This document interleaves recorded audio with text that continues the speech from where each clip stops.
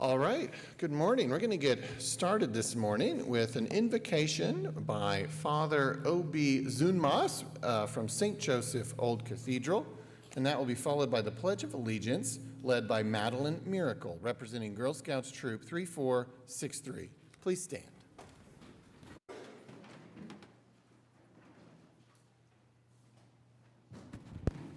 Good morning, Mayor David Holt, and good morning, esteemed members of the Council. My name is Obi Zunmas, and I am the pastor of St. Joseph Old Cathedral here in downtown Oklahoma City. I'm so honored to be here this morning to give this invocation for today's meeting. I have always prayed for our civil leaders, but today is so special because I'm going to do it in your presence. So we begin in the name of the Father, and of the Son, and of the Holy Spirit. Amen.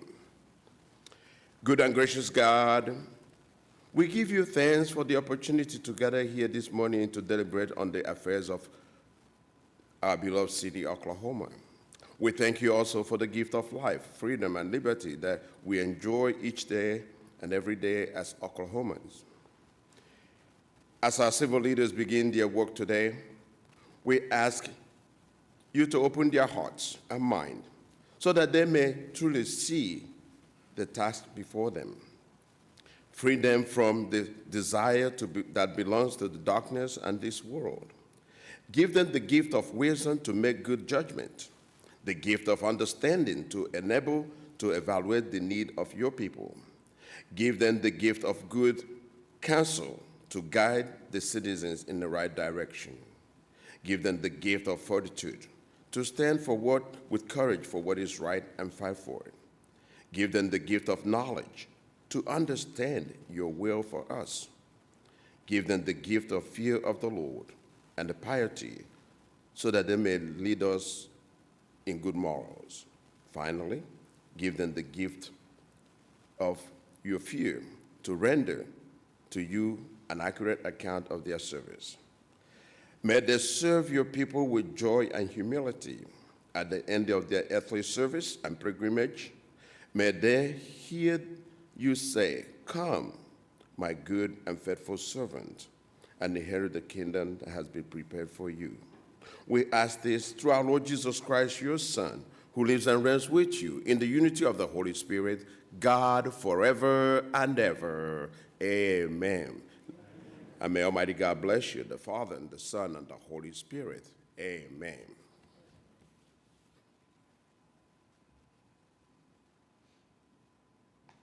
Please join me in the Pledge of Allegiance.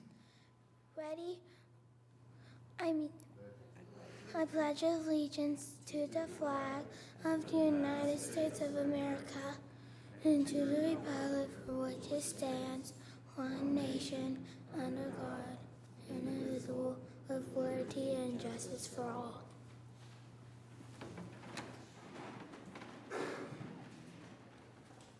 Thank you, Father Obi, and thank you, Madeline. All right, I now call this meeting of the City Council to order, and we have a couple of presentations that I will come to the front to make.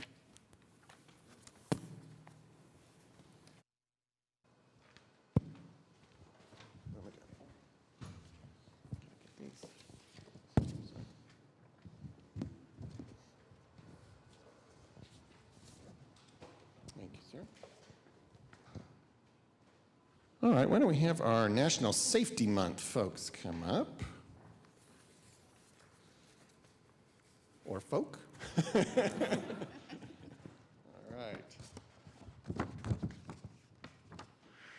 All right, well, it is, in fact, National Safety Month. Now, what that means, I think we're all very curious, and we want to learn more, and so I would ask the clerk to read this proclamation.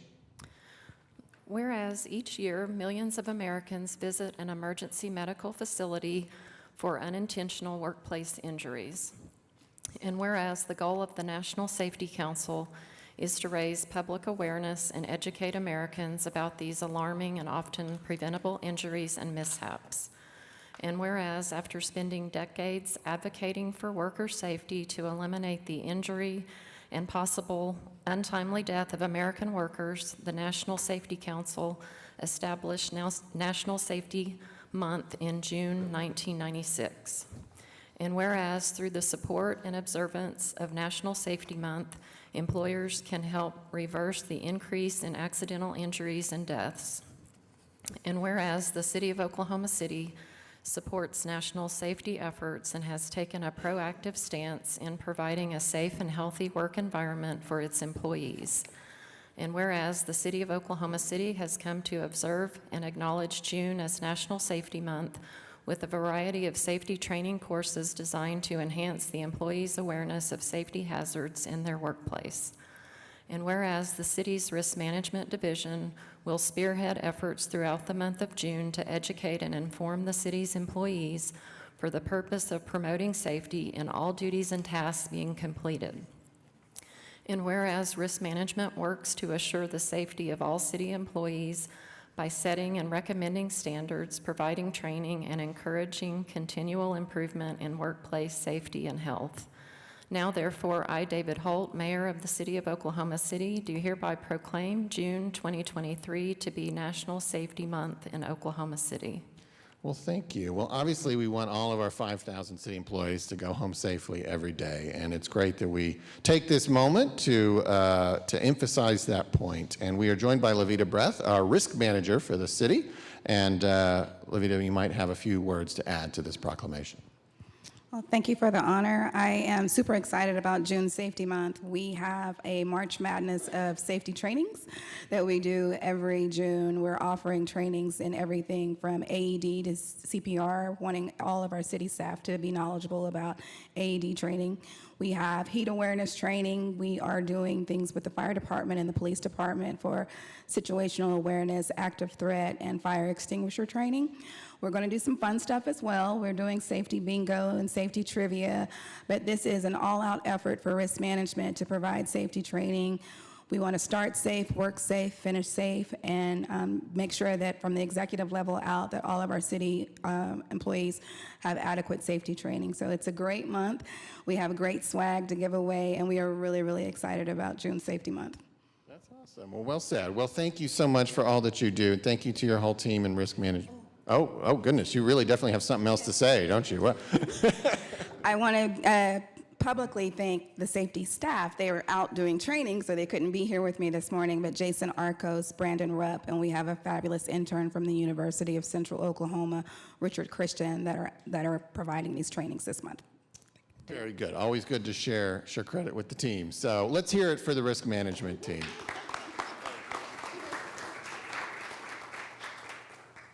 All right, let's bring our employees of the month forward. Come on up, Julie and Samantha.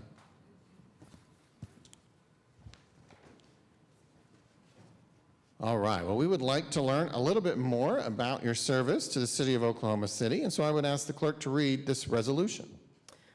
Whereas Samantha Spears and Julie Summerfield have been city employees for 16 years and 3 years respectively, and are animal welfare officers in the Animal Welfare Division of Development Services. And whereas Officers Spears and Summerfield investigate animal cruelty complaints from 911 calls reporting abuse, injury, abandonment, a lack of adequate shelter or food and water, as well as animal fighting for sport or commercial gambling. And whereas in the spring of 2019, the police department switched to a new incident-based reporting system, and Officers Spears and Summerfield were tasked with submitting a newly discovered backlog of 400 cases that had been worked but not properly entered into the new system. And whereas Officers Spears and Summerfield were required to learn new computer programs and a new federal reporting system and undergo background checks to become FBI Criminal Justice Information System certified, all while keeping up with a demanding workload of new cases. And whereas during this process, Officer Spears and Summerfield developed excellent working relationships with police detectives, which led to cracking 2 high-profile cruelty cases, both resulting in arrests. And whereas Officers Spears and Summerfield's love of animals is at the heart of their thorough investigation and thoughtful handling of those disturbing cases of animal cruelty while being covered by local and national media. And whereas Officer Spears and Summerfield have to witness and directly investigate the very worst cases of cruelty in our city, often performing tasks that are incomprehensible for the average person to imagine. And whereas this council desires to recognize Samantha Spears and Julie Summerfield for their dedication, compassion, and commitment to the residents of the city of Oklahoma City. Now therefore be it resolved by the mayor and council of the city of Oklahoma City that they do hereby thank and commend Samantha Spears and Julie Summerfield, June 2023 South Oklahoma City Kiwanis Club Employees of the Month. Wow, well, no doubt this is very difficult work, and we're so grateful for what you do. Thank you so much. We're going to give you a chance to say a few words here in a moment, but this is a resolution, so we want to make sure and adopt it, and so I would ask if we could get a motion for that. We have a motion and a second. Cast your votes. I wish to vote aye. Passes unanimously. Again, so grateful for your work, and also grateful to the Oklahoma City Kiwanis Club for sponsoring this. They've been coming down recently to these meetings, and we appreciate that. Did you decide in the 10 minutes since we met earlier who's going to speak? Is it still you? Okay. I just want to say thank you to the Kiwanis Club for sponsoring this. It's an amazing opportunity. I also want to say thank you to the amazing shelter staff and veterinarian team, because we would not be able to do what we do without the support of those at the shelter. Thank you. All right. Well, thank you. Let's hear it for them. Thank you so much. Congratulations.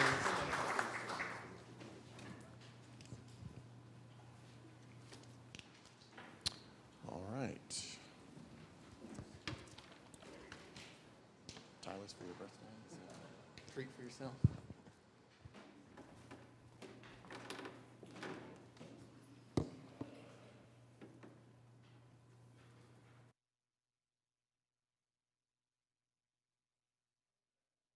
We still have items 3B through 3F on the Office of the Mayor agenda. These are appointments to Bond Advisory, Regional Transit Authority, Oklahoma City Game and Fish, Oklahoma City Park, and Oklahoma City Planning Commission, and we can take them with one motion.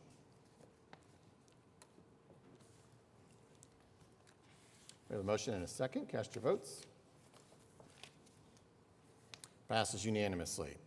There are no items from council today, so we are now at item 5, city manager reports. Thank you, City Manager. Thank you, Mayor. Sorry about that. That's all right. Yeah. I'm feeling the same way this morning. So on our last report that we have for May, or this is for May, we'll have June still, but on May report, we have the reflection of the amended budget, and so the changes now as we're comparing to the budget are much lower in differences, and so I'll explain that. But basically, we end up with about 1.6% growth, which is consistent with that slowing that we've seen in the second half of the year. With our sales tax, remember that normal sales tax growth runs around 3 to 3.5%, and we had been much higher than that, really coming out of the pandemic into the beginning of this year, even it was that way.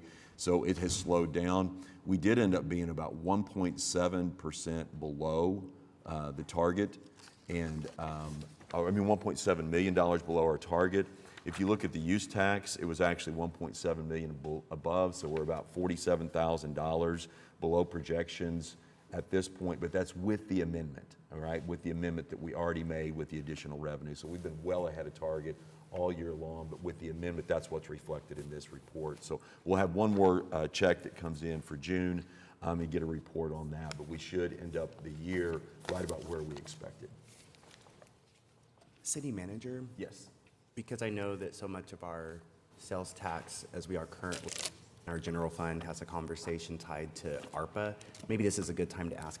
Has our city manager's office, have we started looking at what any consequences are from the recently passed federal debt ceiling package? Because I know there were conversations about clawing back some of those ARPA funds, and I know we've got, funds related to lost revenue. We definitely are looking at all of that and keeping an eye on that. We don't believe it's going to affect anything that we've got within our ARPA funds that we've made commitments on.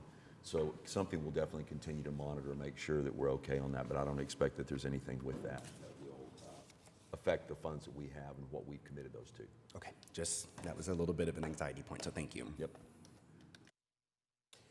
All right.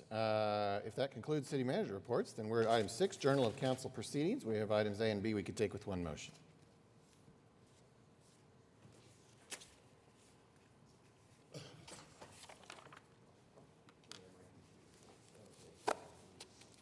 Well, I don't even have motions. Well, do we have motions? We have motions? Okay. We have a motion and a second. Okay. We do have, those are the motions for this? Okay. Then cast your votes if you can, and I can't, so I vote aye. And Councilman Cooper, are you still stuck too?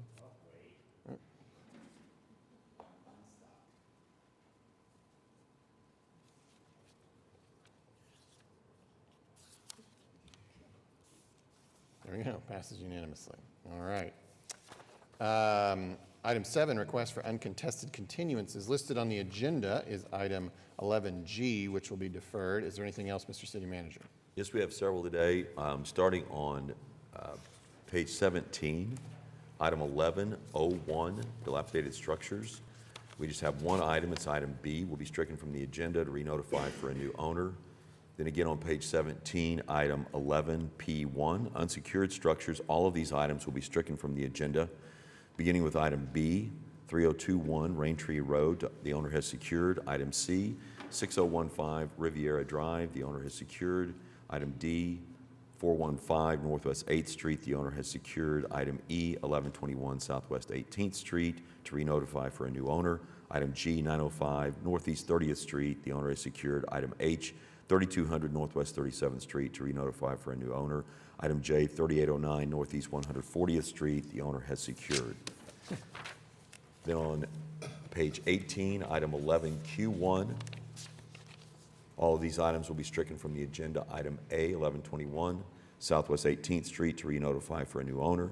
Item D, 905 Northeast 30th Street, the owner has secured. Item E, 3200 Northwest 37th Street, to re-notify for a new owner. Item H, 3021 Raintree Road, the owner has secured. And item I, 6015 Riviera Drive, the owner has secured. And that's all the items that I have. All right. That brings us to item 8, revocable permits. And item 8A is a revocable permit with the Fallen Heroes Half Marathon Scholarship Committee for Fallen Heroes Half Marathon to be held on September 23rd using the South Oklahoma River Trail. And we have Luke Kimbrell, who has signed up to speak. Good morning, Mayor Holt and City Council members. I'm Luke Kimbrell. I'm the race director for the 2023 Fallen Heroes Half Marathon. This is our 11th annual event, which is a 5K, 10K, and half marathon. It's going to be held on Saturday, September 23rd at 8 a.m. The past 2 years, we've had just over 400 participants in our event. It continues to grow at small increments. This year, our event's going to be held on the south side of the Oklahoma River. The start and end point for the race is at the Meridian Landing there off of 15th Street, and it follows the trail to the east along the south side of the river. And the turnaround point for the half marathon is there's like a little cul-de-sac on the trail just before you get to I-35. Essentially how we conduct our operations, we conduct early registration on Friday evening at the Home 2 Suites right there near the Meridian Landing. And then race setup begins at 6 o'clock in the morning on Saturday morning. We set up the water points, confirm all the portable toilet locations, coordinate with our Oklahoma City police officer that we bring in to work security there at the start and finish point. Also coordinate with IMSA and go through all our safety checks. Race registration day begins at 07 and the race begins promptly at 08 after a kind of a brief ceremony in remembrance of our fallen heroes. Along the course, each mile is marked with a banner that's got a picture of each of our fallen heroes of the tribute to them. And what, while this race is meant specifically to honor our 20 Oklahoma Army and Air National Guard members that paid the ultimate sacrifice since 9/11. What it also does, we developed a scholarship committee, and so we give back any proceeds that we get from our annual event, we give back in scholarships to the family members of those fallen heroes. So to date, in the last 11 years, we've given back over $66,000 in scholarships to either spouses or children of those fallen heroes. Every year we give $1,900 in school supplies to their children. And then, one other note is back in 2020 when all the schools went to virtual learning for COVID pandemic, we provided all the families that needed tablets and computers so that they continued virtual learning so they didn't have to pay for those out of pocket. So it's a great organization we have, great event we have every year. We appreciate you letting us use the trail. We love that location. I think this is the 4th year in a row that we've used that location. We used to do it down in Edmond, and we really prefer to do it in Oklahoma City. So thank you for hearing us out this morning, and if you have any questions, I'd be happy to answer them. All right, thank you. This is in Wards 6 and 7. Well, I will move for approval.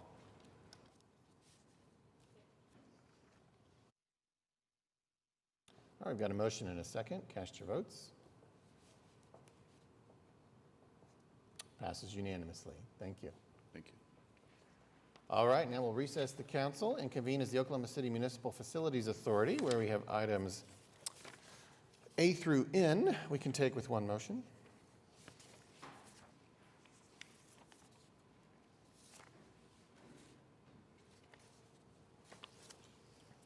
We have a motion and a second. Cast your votes.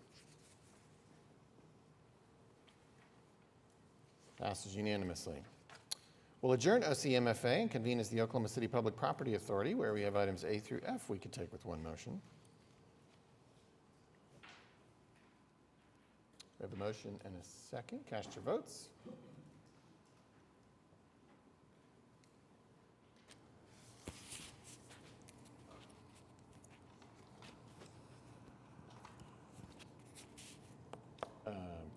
Councilman Stonecipher, oh, there we go. Passes unanimously.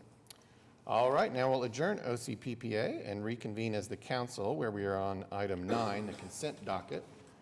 There are no scheduled presentations on today's consent docket. There is an item that several residents have signed up to speak on. Is there anything else that a council member wishes to pull out for separate discussion or vote? Mayor, I need to recuse on item O. Item O. Okay. I'd like to hear more about AJ and AT. AJ and AT.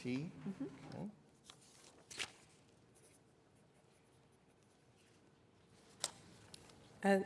I would like to pull item CJ. For separate discussion or a separate vote? Possibly both, but Okay. definitely a different discussion. Okay.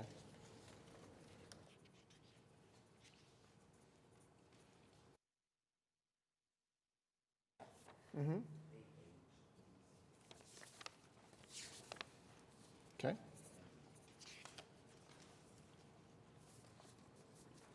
Is there anything else? All right, why don't we start with the one we know has a separate vote. It also happens to be first up in the order anyways. And Councilman Hinkle, if you'd like to step out, we'll take care of item 9O for you.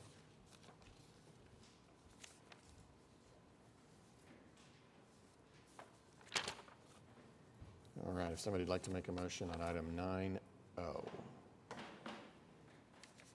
We have a motion and a second. Cast your votes. Passes unanimously. All right, I think we can just continue on in order then, and that would bring us next to AH. Councilman Cooper. Let's see. Yes. I would like to, well, is that the affordable housing one? Yes. I would like to hear a little bit more on that one. And then AJ, good, okay. I had AH and AJ, and I knew Councilwoman Hammond had said one of them. So yes, I'd like to hear a little bit more about what we're up to with AH. I know some of it, but I think it might be useful for the public to hear that work.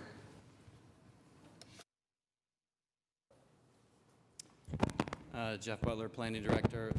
Item AH is a study that we'll be doing. Actually, it's a follow-up to a previous study that the city did related to affordable housing. And that study adopted, I think it was just last year, 2022, maybe late 2021, did a comprehensive look at the affordable housing situation in the city and gave us some recommendations to implement, and that's kind of where that study left it. This study will this plan will pick it up at that point, look at the recommendations that were given, the general recommendations, and get a group of stakeholders together to work through, much like we did for the homelessness implementation strategies from about 2 or 3 years ago.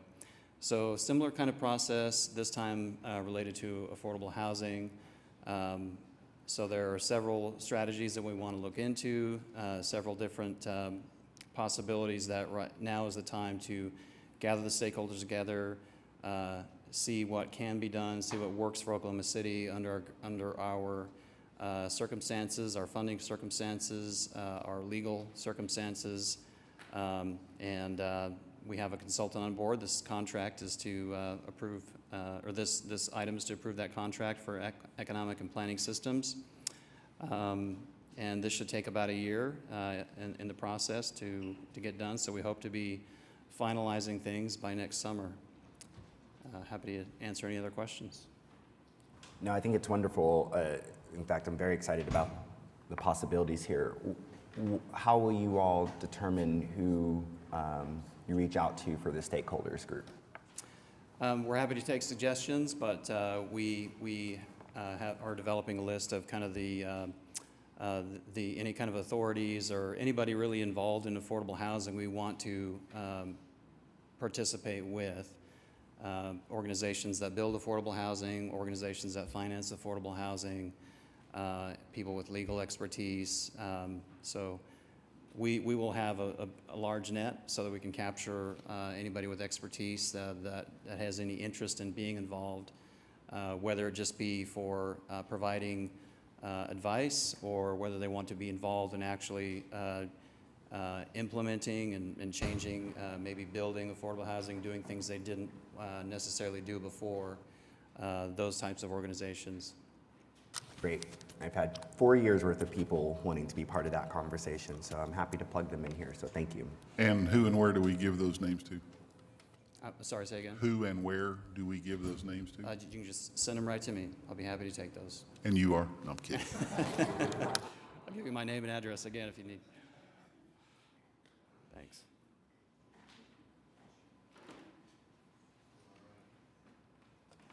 Councilman Cooper, we're good to move on to AJ? Yes.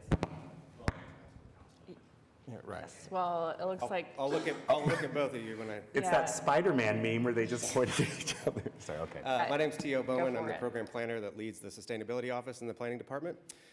This item before you is to receive a grant award from NOAA to conduct an urban heat mapping campaign. This has been done in several cities since 2017. They've used the same consultant for that, so that's why there's a sole source resolution attached to this as well. Kappa Strategies, who has a very particular set of skills that can implement programs like this. So how this works, we recruit a lot of volunteers. We've set a project area of 350 square miles, which is, again, not entirely, just a little bit over half of our enormous city. So this project area, we're identifying right now places of interest. So these are areas of disproportionate vulnerabilities or parking lots, schools, elementary schools, hospitals, where vulnerable populations may be, but then also areas that are well-treed and that have a lot of canopy cover. So we can see that disparity between parts of our cities that do have shade coverage, vegetation, and areas that don't. So they take all of this data. Actually, the data is collected by residents. So we'll have hundreds of volunteers that are involved in this. We'll record temperatures and air quality measurements in the morning, 6 to 7 a.m., 3 to 4 p.m., and then at 7 to 8 p.m. as well. So all of those little data points will be tracked along routes that go near the places of interest, and then those maps will be smoothed through a machine learning process, believe it or not. So we use those data collected on the ground, satellite data, to smooth those maps. We'll have a map of 350 square miles of the city that show where our hotspots are. In conjunction with this, that helps kind of further the analysis, we've been working with a group from OU, 3 different schools led by Dr. Wen-Wen Cheng and Dr. Annie Yang. But then they've conducted since 2015 to 2020 heat vulnerability index. So we have data now from the past, and we're going to be collecting data in the present as well. So that will help inform policy and programs going forward to help mitigate extreme heat and the effects of that, because we do expect those temperatures to continue to increase. And very fitting today that this item is considered on National Safety Day resolution. So, can you talk about how if someone is interested in volunteering, they can get plugged in, as well as kind of the timeline for when you expect sort of the results of the project to be available? Sure. So as of right now, we will have a form online available, but you can email me at sustainability@okc.gov. And so we're receiving just name and email addresses right now. That form should go online in the next couple of weeks. We want to finalize a few things before we release that. But then we'll be receiving all of those volunteers and getting them assigned and trained. There'll be workshops as well that I failed to mention, for volunteer training. But then also in those 15 census tracts that are highly vulnerable, we want to target some information from public health organizations about extreme heat and about how people can respond to those. So as far as timeline goes, we're looking at August 12th as the day for recording data, and that's one that historically, we wanted to look at a Friday or Saturday, and then one of those that also has a very high heat index and very low or no chance of precipitation. So the backup date will be, I believe, August the 26th, but August 12th is what we're shooting for, and then it'll be probably a couple of months, 60 to 90 days after that to get the report. Well, thank you. Yeah, I think this is a really great project and opportunity, like you said, to just get some more data, more sort of being able to tell that story, so we can really hopefully target some investment in the tree canopy. So thank you. Thanks. Before you go, I know for myself, I'm very interested in volunteering. So as soon as that form gets online, will you please let me know? I'll hold you to it. All right, I appreciate that. Thank you. Thank you. Tia, I was just going to say, I also would like to join those volunteer efforts, and we'll just have 2 follow-ups. There will be a moment then, I'm guessing, where this gets reported back to this body, and then I'm also hoping during that presentation, it really took the last 4 to 5 years for me, and then just previously work on transit, to learn all the different ways in which the lack of trees affects everything from drainage to just health outcomes otherwise. I would hope that that's going to be a part of that conversation when council gets it back, because I don't take for granted that everyone knows that background. Absolutely. Yeah, we'll have plenty of conversations about that. The City County Health Department, I hesitate to mention any partners because we have so many, and I don't want to leave any out, but they are involved, and so we'll have quite a bit of information to report back to you for sure. And then my other question, maps for trees under beautification, are we planning to get this information to, will we even be able to get this information to them in time, the subcommittee, the connectivity subcommittee, as they start thinking about, I believe it's $1 to $2 million worth of investment in trees there. Will we be able to coordinate those efforts? It would be a shame not. Timing, we definitely will do all we can to get any information we have available to them. And we do have data from 2015 to 2020, that vulnerability index, so that could help inform today before we get this real-time stuff. Now, have they received that? Has the MAPS 4 subcommittee received that data? Not to my knowledge. Yeah, I don't think we have it right now. Well, I just got it. Okay. Yeah. I just want to connect some dots there for the connectivity subcommittee. So, all right, thank you. Yeah. Thank you. Okay. Next up is item AT, Councilwoman Human. Council House. Yes, I was very excited to see this preliminary report on the agenda, and I just wondered if you could kind of help inform the public a little bit more about it. I know specifically the intersection at Western and Grand is one I've heard from multiple people about, so I kind of just wanted to make sure folks were hearing about it, and if you can provide a little more color and information. Thank you, Councilwoman. Eric Winger, Public Works Director. So this item AT is a preliminary report, and it's actually 3 intersections that are going to be improved for pedestrian and bicyclist safety. For those that are familiar with Southwest Oklahoma City, Grand Boulevard actually has a trail that runs through a median, but when it crosses those major thoroughfares, we have inaccessible ramps, we have pedestrian controls that are no longer functioning. So this project is actually an ACOG partnership project between the city and ACOG. It's going to improve Grand and May, Grand and Penn, and then also Grand and Western, so all three intersections. And what's included is new sidewalks, curb ramps, ADA improvements, pedestrian signalization, and then also enhancing the trail crossings with pavement markings and other features to improve the safety on all three of those. Total budget's a little over $1 million. The final plans will be finished this summer, 2023. We expect to go into construction this fall. That's great. When I was glancing through the report, you know, it wasn't lost on me how few, during the counts of how people are using the intersection of cars, pedestrians, bicyclists, like how low that was. But to me, it kind of speaks to how kind of treacherous they often feel to cross. So yeah, I think this will be very well received by folks, both folks that use the trail for recreation, but also those residents in the area that are trying to navigate those intersections. So thank you. Welcome. Okay.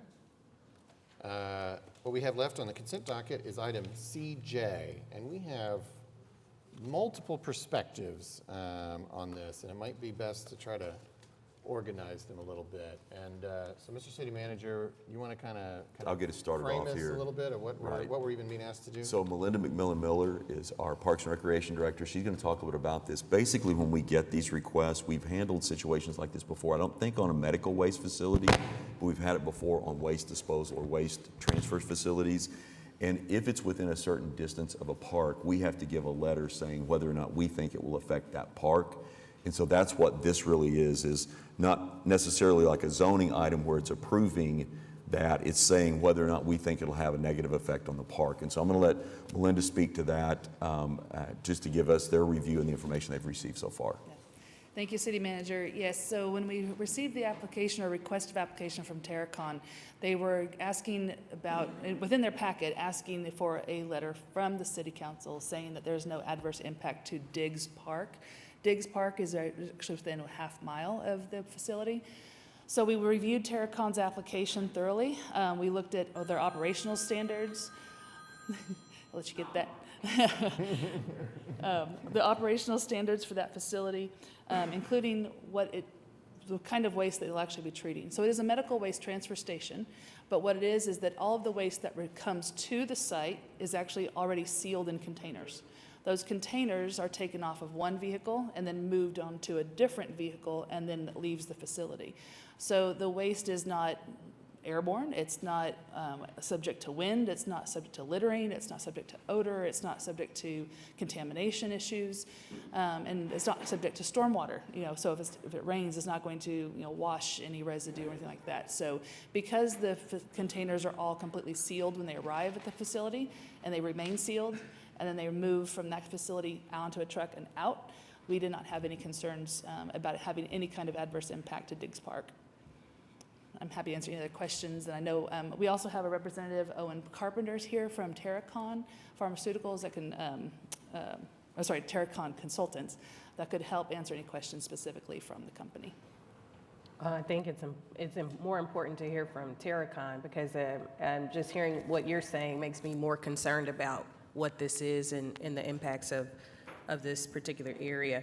And I understand it's going to be half a mile away, but what happens when one of those containers falls off the truck? Can it open? What are the possibilities of what's in that when it does open and the impacts of what that will do to this specific area of our community? So I would like to hear from Terracon, and after that, I want to hear from our residents, and then I want us to hear our response from our city.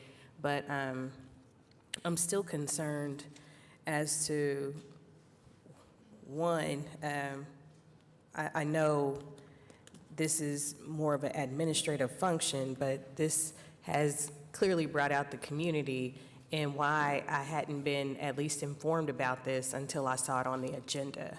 That disappoints me for the fact that even I don't have an answer for the neighbors or the residents about what this is and what the possibilities could be, or even have an opportunity to create a community conversation for all of us to have less fear if this is really not something to fear, in order for us to say, okay, but we didn't do that. So now we have folks here who are concerned about this.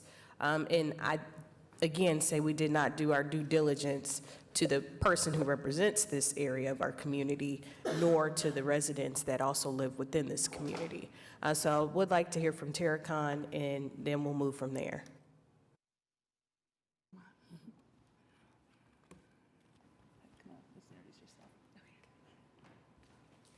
Hello, my name is Cynthia Garcia. I am an environmental engineer with Terracon, and I'm here for medical waste services and to answer any questions that you have. So, Explain what the waste is, how big this facility will be, all of the details, because we don't know anything about what this is. so currently there's a building on site, fencing. There won't be any new construction. There's just a building. The infrastructure is already there. So they would just be using that property to transfer waste from one truck. A truck would bring it in, put it on another truck or a trailer to hold it, and then that would be shipped off to wherever they would dispose or treat of the waste. So the waste would be any medical waste. It's regulated, so I guess needles. They would have biohazard signs on the containers that they would come in, and they're sealed. So I know you brought up the question about if a container fell, something like that. These containers are made to withstand, I guess, falling off of a truck. So they're definitely sealed. They've got the signage on them. The property is fenced. It'll be locked. So yeah, basically there should be about 1,500 pounds of waste coming in per day. So the average dump truck holds about 2,000. Let's see. The average dump truck holds about, I believe it was 13,000 pounds, so it would be, not even a full dump truck a day coming in. So to give you an idea of the amount of waste that would be coming into the facility. So you said you already have a facility on site, so you already do this practice at this facility? No. We would like to permit the site to perform these operations at the facility, so. Okay. I have some more questions, but I'll wait till we hear from our residents so you can address the questions I have. Okay, got it. Thank you. Okay, well, we do have some folks who signed up to speak. We could start with what I think is Deshaun Walter. And I'll say to everybody, if you wouldn't mind stating when you come forward, state your name and address and keep your remarks to 3 minutes or less. Good morning, Mayor and Council. I'm Deshaun Walton. I understand the process in which things need to happen. I've been a resident in the Forest Fork area for 54 years. I just heard about this on yesterday. We have property along the Bird and Orly, and I have property on Northeast 23rd as well. My concern that it's a chemical, and with that, like Ms. Nice stated, if a truck falls over, if something drops off, how does that affect us? I mean, will it catch a fire? In Forest Park, where we live, we just had a fire that was huge, several months to a year ago, that could have taken out several homes. We don't know anything. It's like a Pandora's box. Sometime, if you want to do the right thing, you need to come to the people, and our representative on the Oklahoma side knew nothing about it. So I think it's kind of condescending to do something in that nature, to allow things to come across the board and she not know about it. We just need to get to the bottom of this and make things right for us. Thank you. Thank you. Teresa Taylor.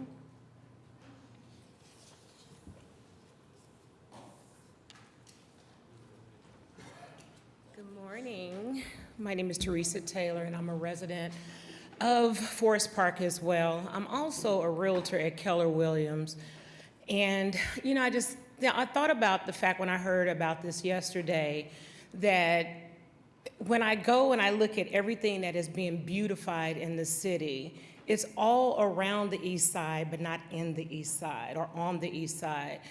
I can't imagine, when I grew up, I remember leaving off of I-40, going to 35, and I would smell this incinerator smell of poo. And I asked my mom what that was, and for some reason it has stuck with me. And we were military, I left, came back, and 24 years later, the east side of Oklahoma still looks the same. But we won't find the same beautification that we see in Edmond, because it's not gonna happen in Edmond. You're not gonna see the same things happening on, you know, in the areas where, whether it be Nichols Hills and all of those other areas. There are so many areas in Oklahoma City that you can put a facility such as this as I-240, that you could put on I-35 North. There's industrial areas there. You can go further out for the county down 36 23rd, but keeping it away from the residents. We have a school down the street. We do have a park that we actually go to that park over there, and to see that facility to be used now as when she said a dump truck, that is not a good feeling, and it doesn't sound good to hear such word in a neighborhood where we actually have homes right there in that area. It is time for the city to understand that we have got to be able to provide a nice, clean, clear, and beautiful environment for the east side of town, and hearing the word dump truck does not sound good. Thank you. Thank you. This just says like one word, recob? Or is that RCOB, maybe? No one? Okay. Zaheffen Warrior?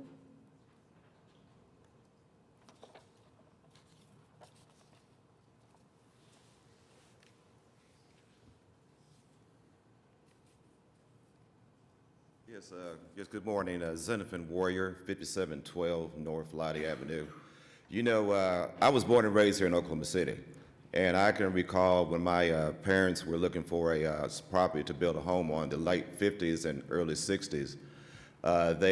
My father wore out a set of plans looking for a location for that, and ended up finding a suitable site that he was able to afford, and that would be sold to him.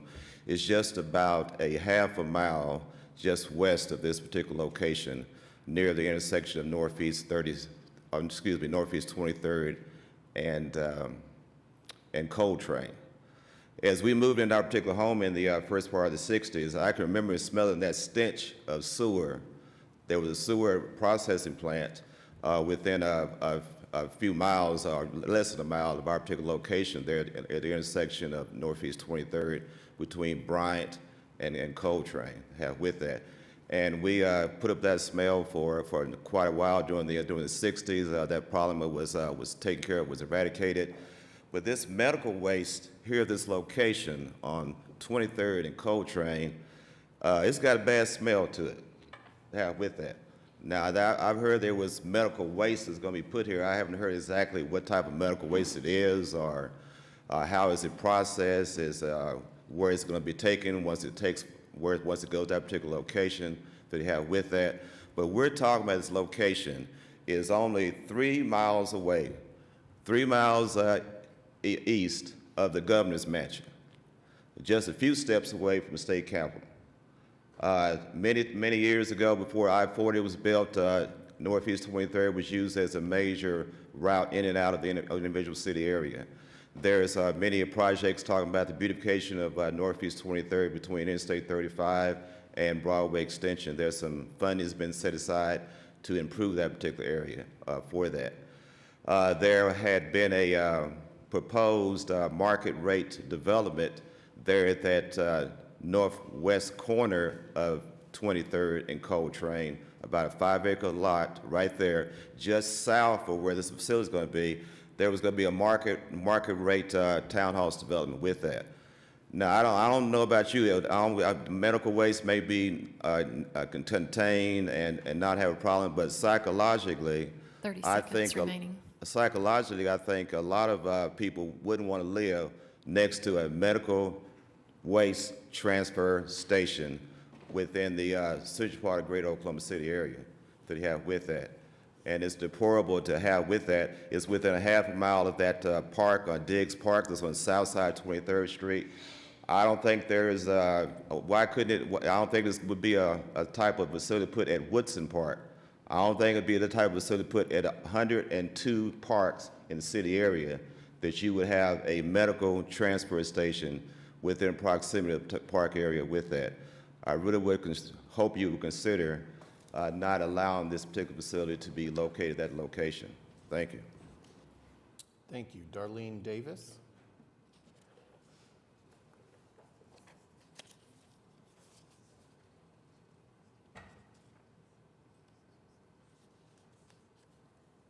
Good morning, everyone. My name is Darlene Davis, and I live on Northeast 30th Street, and I am the vice mayor for the town of Forest Park.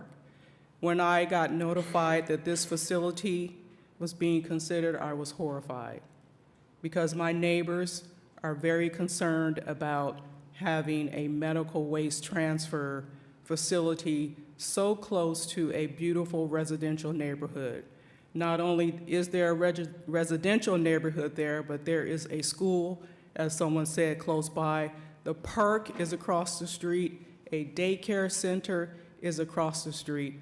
And you cannot tell me that in this city, there is not another location where this facility can transfer their medical waste.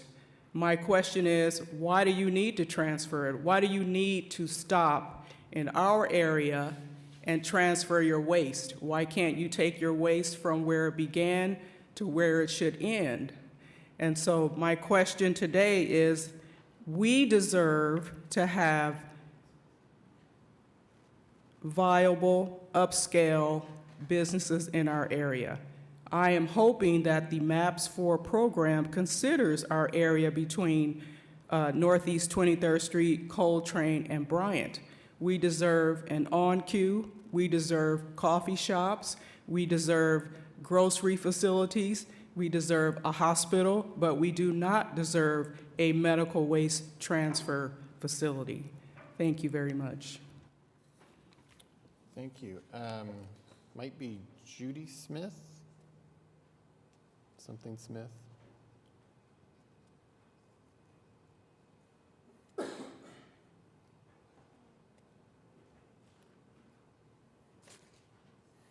Please correct me, Mr. Smith. Good morning, Council Member. Yeah, I'm sorry, what was your name?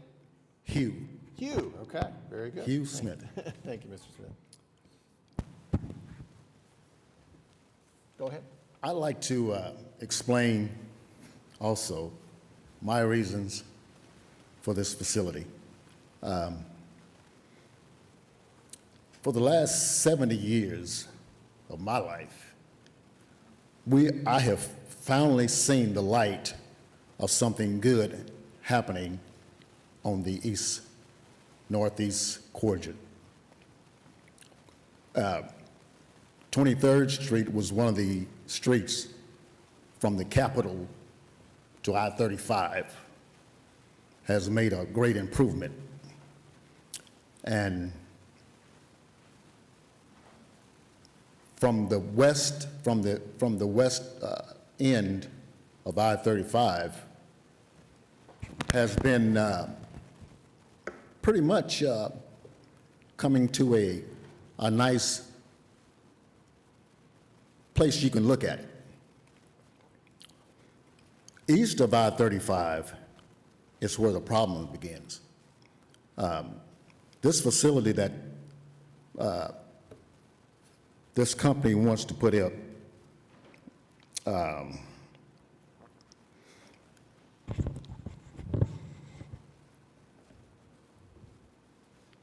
She said that there was a building in the back of this property. I thought that they were going to be building a new building to put their facilities, to put their services in. And it seems as though that they're going to be using a building that's already back there. Now, if they're using a building that's already back there, I know about these buildings that's back there, and I don't understand how they could use a building that's almost dilapidated already. I mean, there's not any good-looking buildings back in the back of this location where they want to put this facility. So is there a square footage on this building that they're putting this waste in? And why can't this waste be placed in another area? 30 seconds remaining.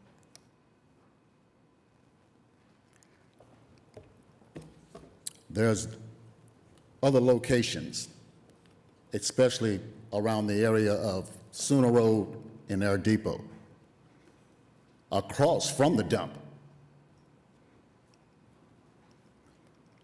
So I feel like they should have some other place to put these facilities.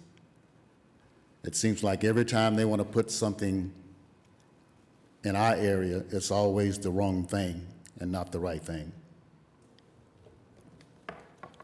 I have a lot more to say, but only a short time to say it. So I'm going to just leave it at that. Thank you. Thank you. Michael Washington? Yes.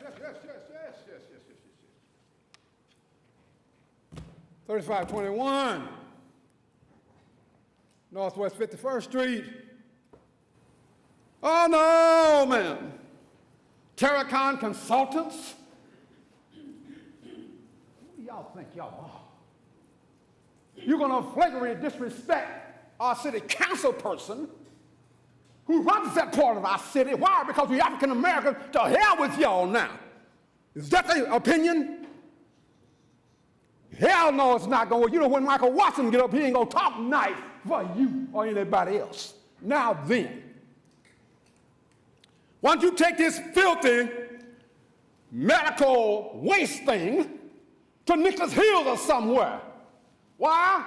Because you know them Europeans ain't going to play that mess because their name ain't West. Now then, let's move on. What do we know? Let's just swander. Let's make mockery of this valiant black community here. Houses just as opulent and beautiful as those people that live way on the other side there. And what is this waste going to contain? Maybe human waste, blood plasma, maybe even aborted fetuses. Now, couldn't that be? Isn't that interesting now? Well, now, let me go to further deep detail and ask more questions. I know I have about a minute and 32, and you ought to usually get revved up with Brown this time in speaking. Why wasn't our city council notified, Miss Nikki Nice? Oh, no. We don't have to dispute. We don't have to say nothing to y'all. We run everything. We're Terracon Consultants Incorporated, right?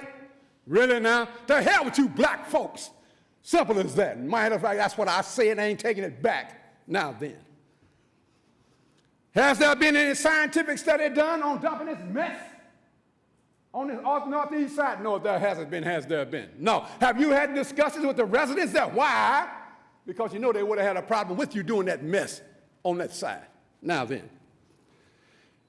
To think that you want to stop and develop this chemical imbalance, there's no question in my mind that eventually that chemical imbalance is going to affect our physical health and well-being of our children and families, and maybe possibly see a death 30 seconds remaining. conclusion to erupt. In closing, is there really a plan, ma'am?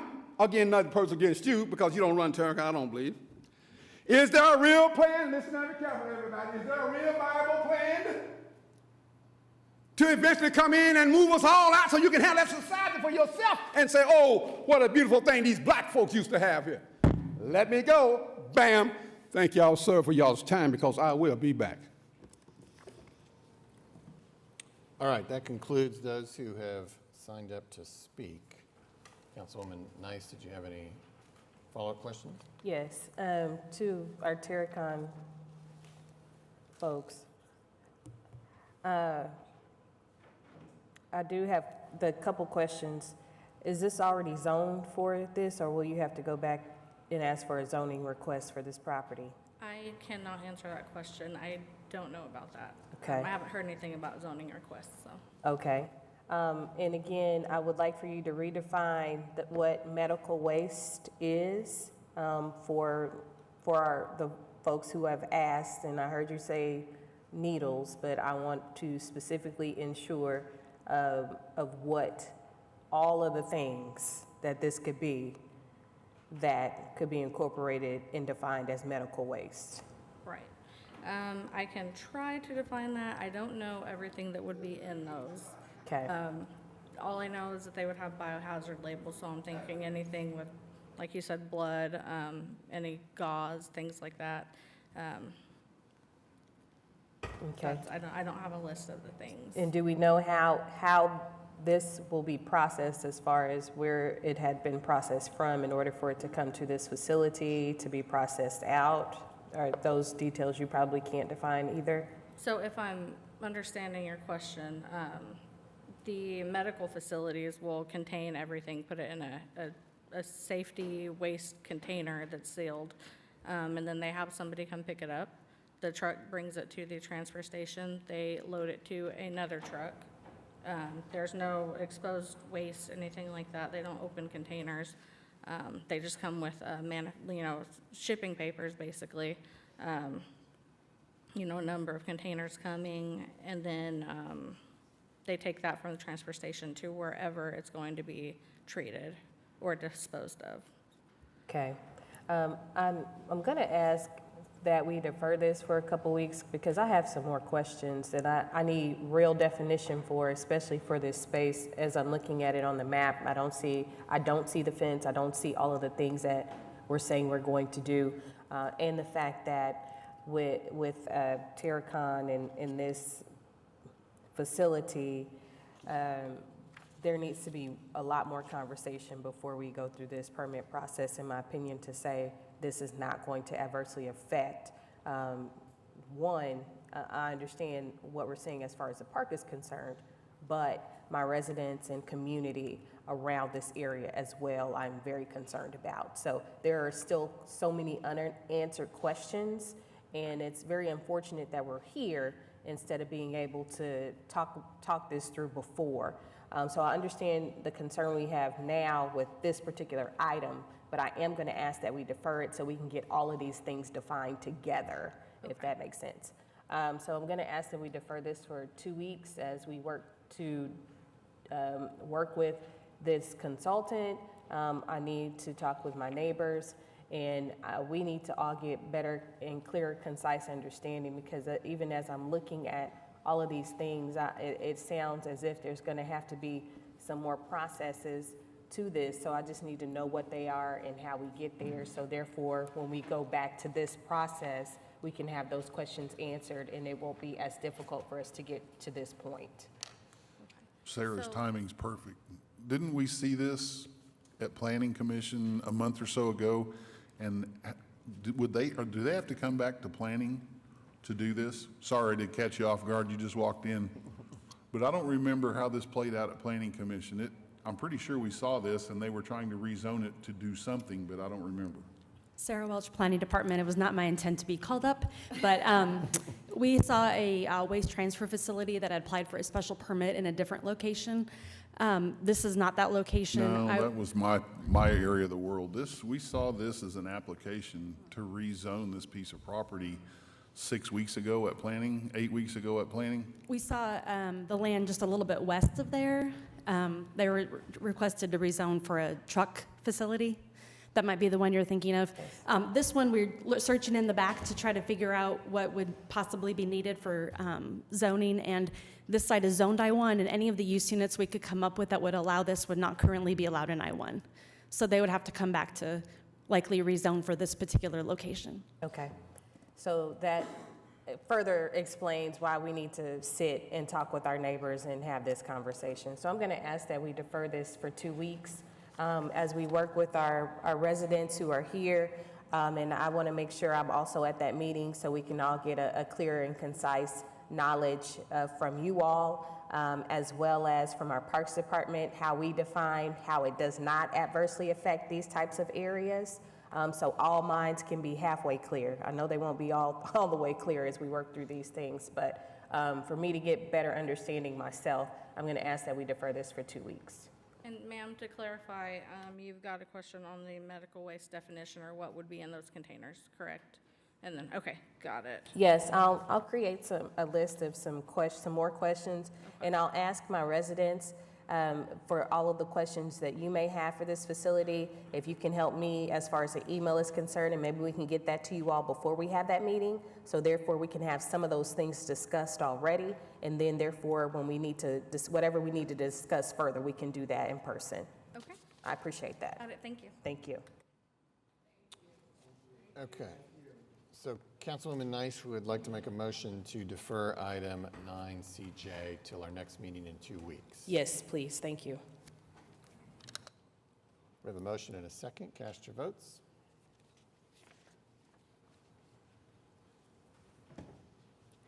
Passes unanimously. So item will be on the agenda in 2 weeks. All right, that concludes all the items on the consent docket that anybody pulled out, so we could adopt it now, save the item that was previously passed and the item that just got deferred. We have a motion and a second. Cast your votes. Passes unanimously. Now we're at the concurrence docket, item 10. We have items A through S we could take with one motion.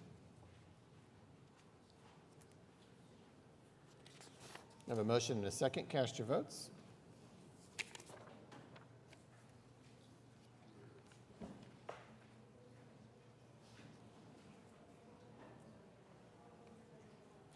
Passes unanimously.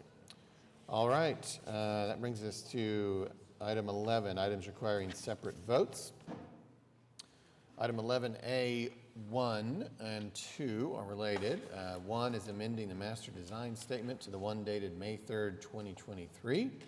And then A2 is an ordinance on final hearing that was recommended for approval, rezoning 8800 Southwest 29th from R1 to PUD 1941. Councilwoman Peck. Thank you, Mayor. Has anyone signed up to speak? No, and in fact, we have no one signed up to speak on any zoning cases today. Okay, thank you. Just a quick appreciation to the applicant for the community meetings that we held on this item. Do we need to take them individually, or can we take them together? It would appear, yes, that we need to vote on item A1 first, amending the master design statement. Well, I'll move for approval.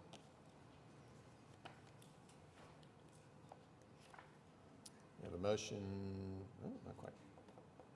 We have a motion and a second. This is for A1. Okay, cast your votes. Passes unanimously. And now A2. I'll move for approval of A2.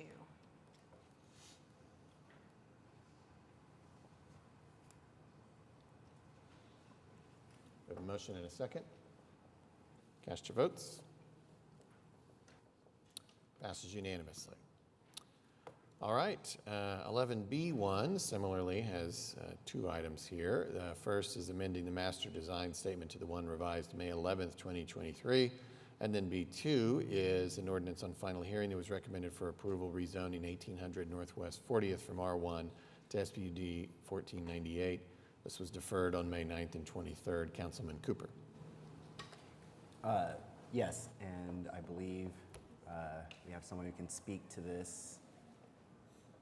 Yeah, we actually spoke about this a few weeks ago, and we were making some changes to the master design statement. So Yeah, we have two different items. I guess the first one is to amend the master design statement we had at Planning Commission, and then I guess the second one to approve the SPUD. But basically, to summarize the changes, we were going from 4 houses on one lot, and we just realized with replatting and some different things, utilities, it was too complicated to get 4 houses on the lot.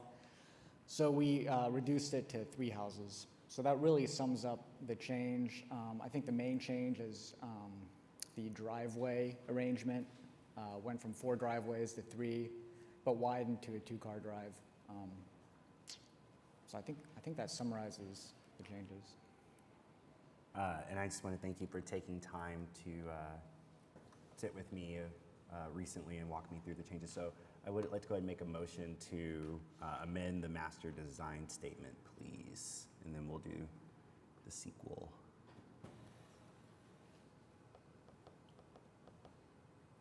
All right, we have a motion and a second to adopt 11B1. Cast your votes. Passes unanimously. Neat. And then we will pass it as amended, please. Or I would make a recommendation we do that. We'll see what you all do. Right. You want to adopt B2. Thank you.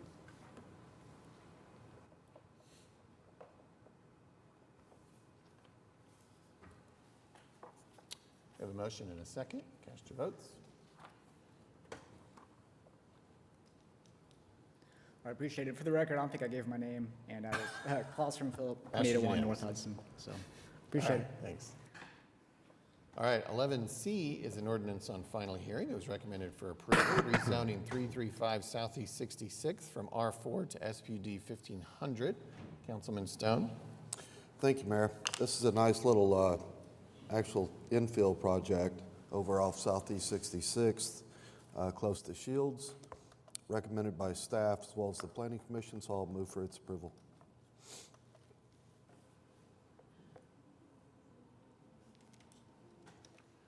We have a motion and a second. Cast your votes. Passes unanimously.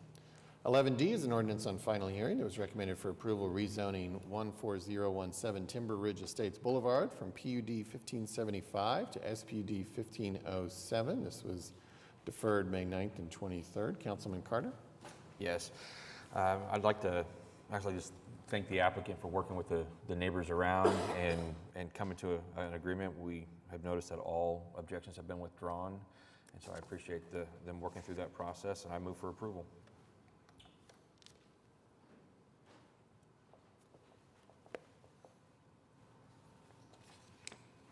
We have a motion and a second. Cast your votes.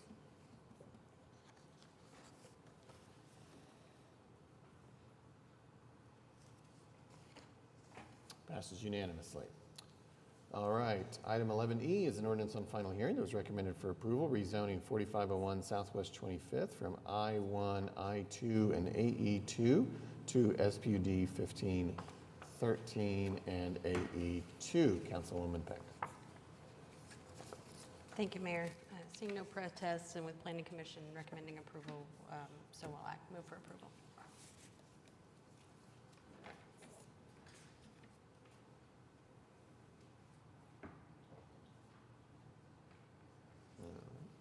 It's very slow today. All right, we have a motion and a second. Cast your votes.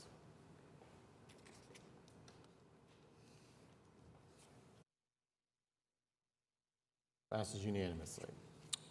All right, 11F is an ordinance on final hearing. It was recommended for approval, rezoning 11205 North May from O2 to SPUD 1516. Councilman Stonecipher? Thank you, Your Honor. Planning Commission recommended approval of this with an amended technical evaluation.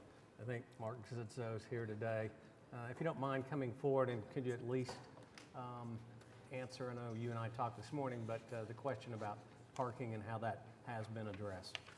Absolutely. Good morning. Mark Zitzow with Johnson & Associates. Address is 1 East Sheridan Avenue. We worked with Commissioner Noble on this application. There's an existing orthodontist that is seeking to use their building, small event center in the evenings. What we've done in the SPUD is limit the hours of operation heavily, and then we've also put a max attendee on that matches the number of parking spaces provided within the existing office park. So we believe that we've alleviated the concern about parking spillover.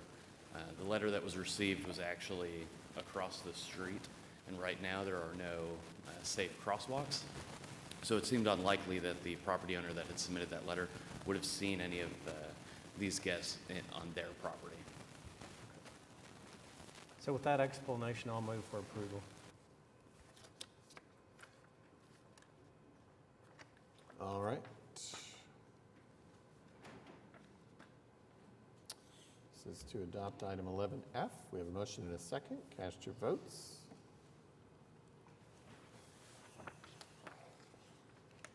Passes unanimously. All right, item 11G was previously deferred, which brings us to 11H. This is an ordinance on final hearing. It was recommended for approval, closing and vacating 100 feet of the north-south public easement west of Stiles and south of Northeast 9th. Councilwoman Nice. All right, you might as well come on back up and talk through what we're doing, please. Sure. Good morning, Mark Zitzel, 1 East Sheridan Avenue. This is an item that essentially you've heard prior.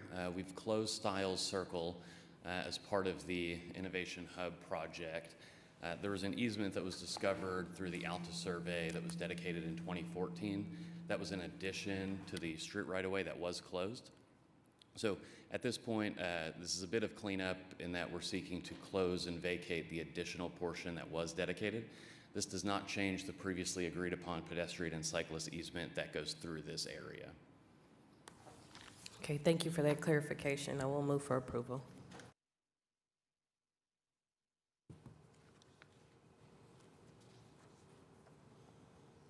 All right, we have a motion and a second. Cast your votes.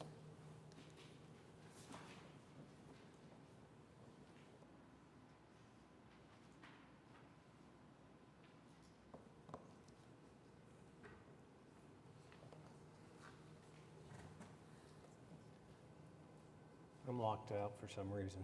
Oh, how would you like to vote? I'd vote yes, please. Passes unanimously. Okay, item 11I is an ordinance on final hearing establishing 30-minute time-limited parking within a lay-by on the east side of Oak Street near Northwest Expressway, etc. Councilman Cooper. Yeah, I guess David just walked out. But yeah, this is just some cleanup in this area to address making sure it's as walkable and pedestrian friendly as possible and dealing with some parking, so I would just move for approval.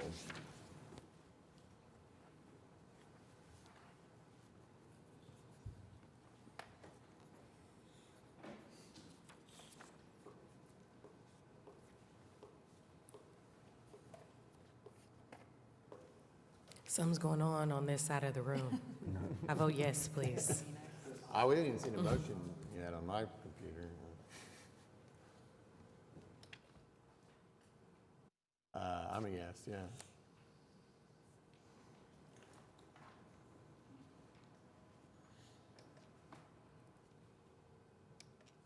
Okay, passes unanimously. All right, 11J is an ordinance on final hearing establishing reserved parking spaces for the physically disabled on the north side of Northwest 50th near Penn, etc. Councilman Cooper. Yes, again, addressing parking for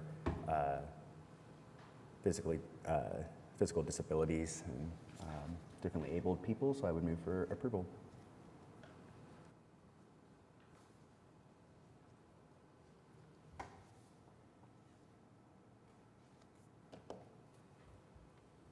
All right, motion and a second. Cast your votes.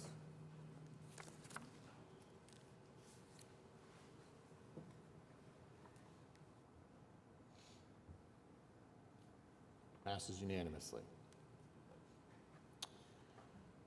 All right, item 11K is an ordinance on final hearing establishing no parking anytime restrictions on both sides of Oak Street from Northwest Expressway to Northwest 50th, etc. Councilman Cooper? We really ran the parking gamut there, didn't we? So I'll move for approval on this one as well, please.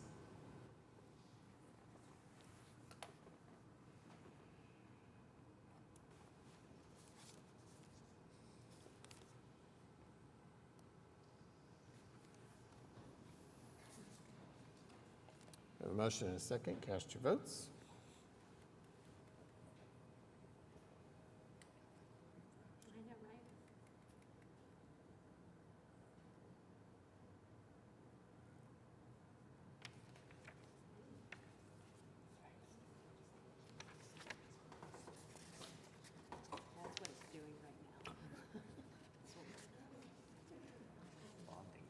Passes unanimously.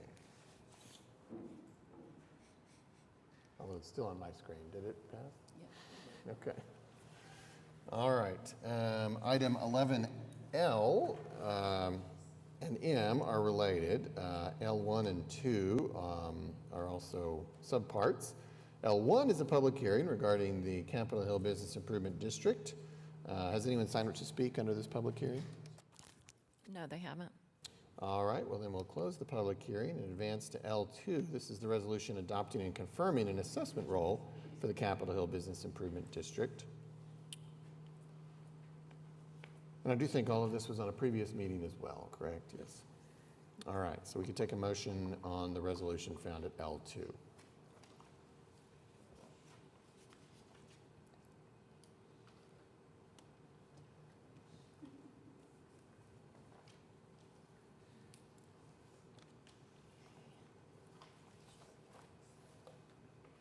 We have a motion and a second. Hinkle's a yes. Cast your votes.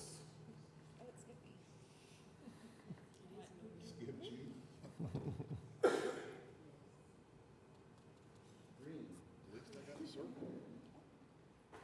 You're thinking about it.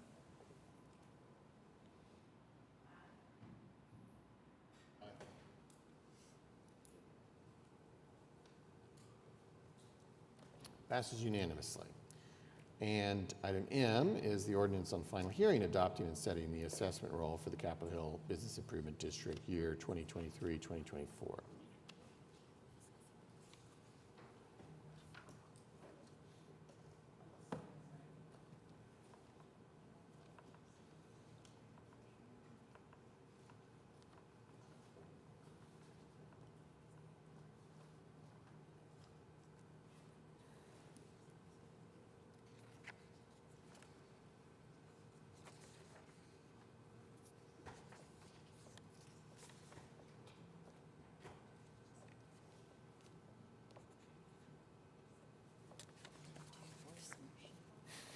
We can't even get a motion up on this one?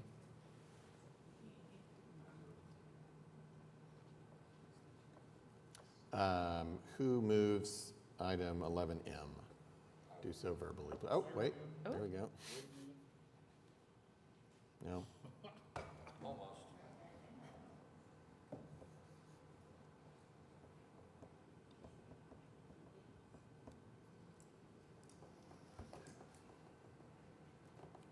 Okay, we have a motion and a second. Cast your votes. This is item M. Aye. Hinkle's an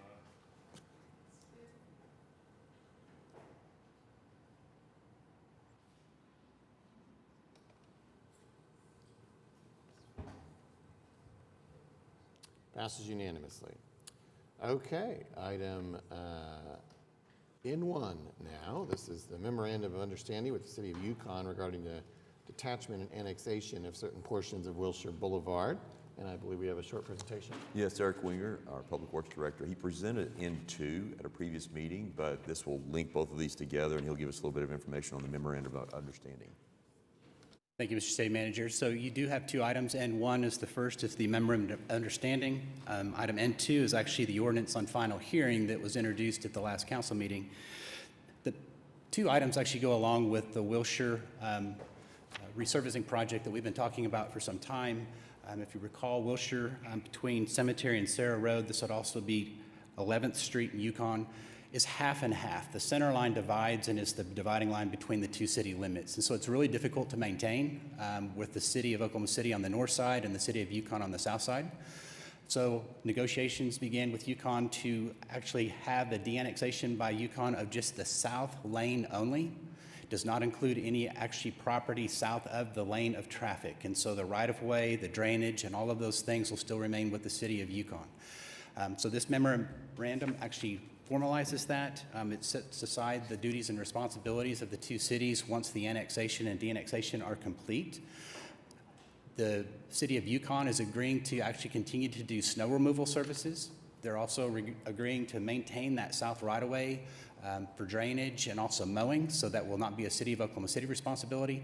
But obviously with the annexation, the city will have the full opportunity to resurface and maintain and keep that section of Wilshire, that 3-mile section between Cemetery and Cerro Road, in good condition and in good repair.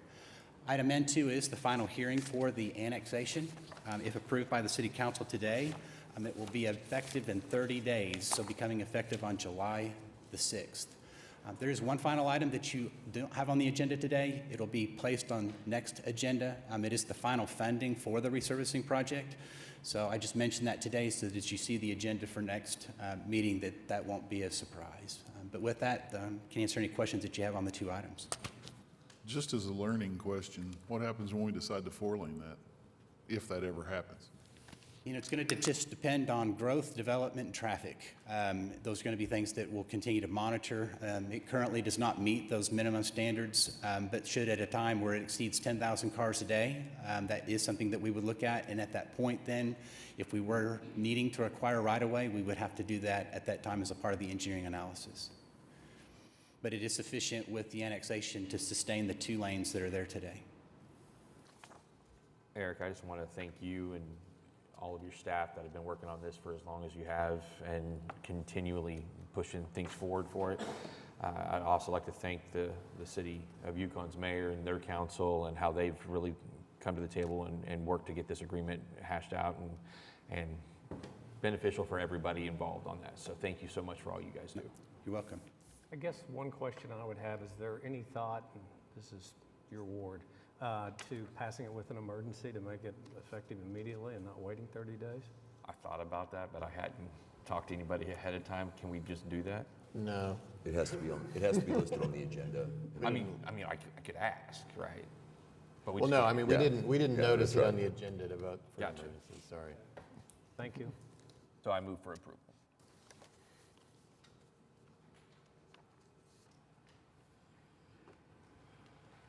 And I vote aye. Aye. Well, we don't even have motions yet, technically. Oh, second. All right, so we're going to do verbal motions, I guess? Are we giving up on the system? All right, so we've got, okay, we have a motion and a second. Do you want to do around, what do you prefer? What's easier? We can raise hands for all the ayes. Okay, if you're voting aye, raise your hand. But hold it up so Amy can.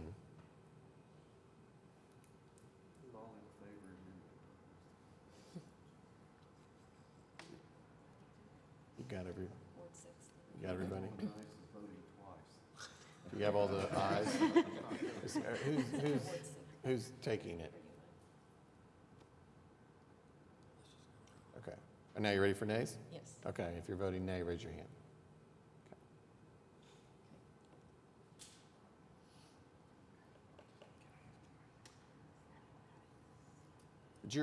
But you're recording how they vote, right? Because that has to be on the agenda, right? Who's doing that? Well, I am. Oh, okay. Everyone was ayes, except for the 2 nays. All right, so passes 8-1. Okay. 2? Oh, I'm sorry. 6 were nay. Oh, I'm sorry, I missed that. Okay, passes 7-2.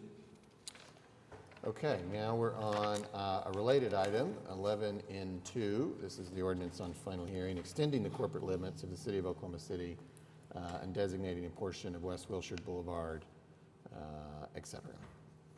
I don't know if there's any further explanation needed, but Councilman, okay. We have a Second. Motion and a second.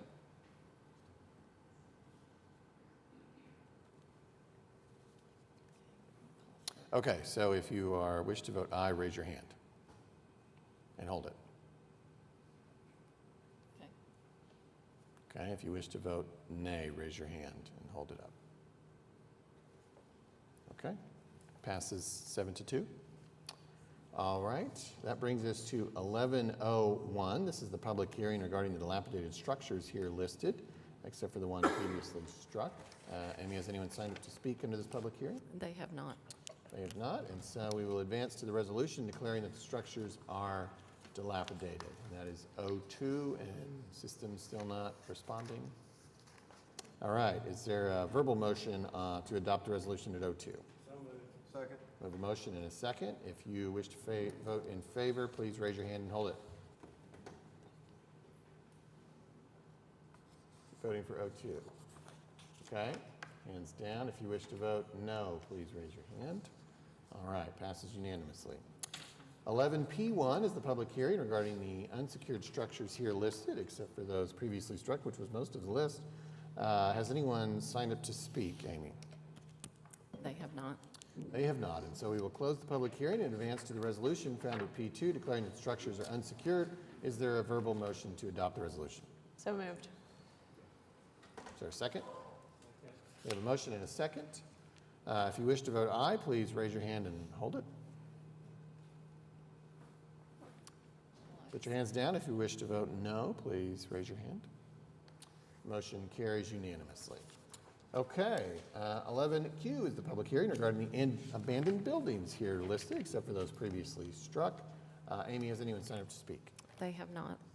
And so we will close the public hearing and advance to the resolution found at Q2 declaring that the buildings are abandoned. Is there a verbal motion to adopt the resolution? Second. We have a motion and a second. If you wish to vote aye, please raise your hand and hold it. Mark, not to imply you want to vote aye, but all right, put your hands down. If you wish to vote no, please raise your hand. Motion carries unanimously. All right, this brings us now to item 11R. This is the 11R1 is the public hearing regarding the resolution adopting the fiscal year 2024 annual budget. Amy, has anyone signed up to speak under this public hearing? They have not. They have not, and so we will close the public hearing.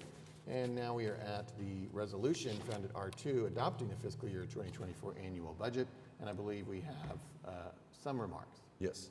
So Chris York, our budget director, is going to give a quick, just an overview again, summary overview of the budget. And while they're working on getting that up, I just want to acknowledge again the great work by the budget office and all that they do in leading to pull this together, but then also all of the departments and the many people within the departments that both work to develop the budget, but then also work to implement the budget. So really do appreciate their efforts, and all of that comes together in this budget document. So I do appreciate everyone participating.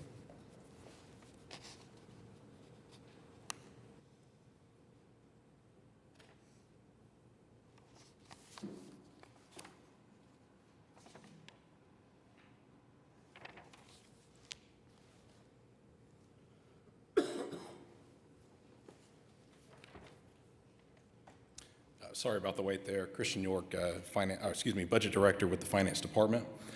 Recognizing that you've received over a month of budget presentations, I'll try to just make it brief and capture the highlights there.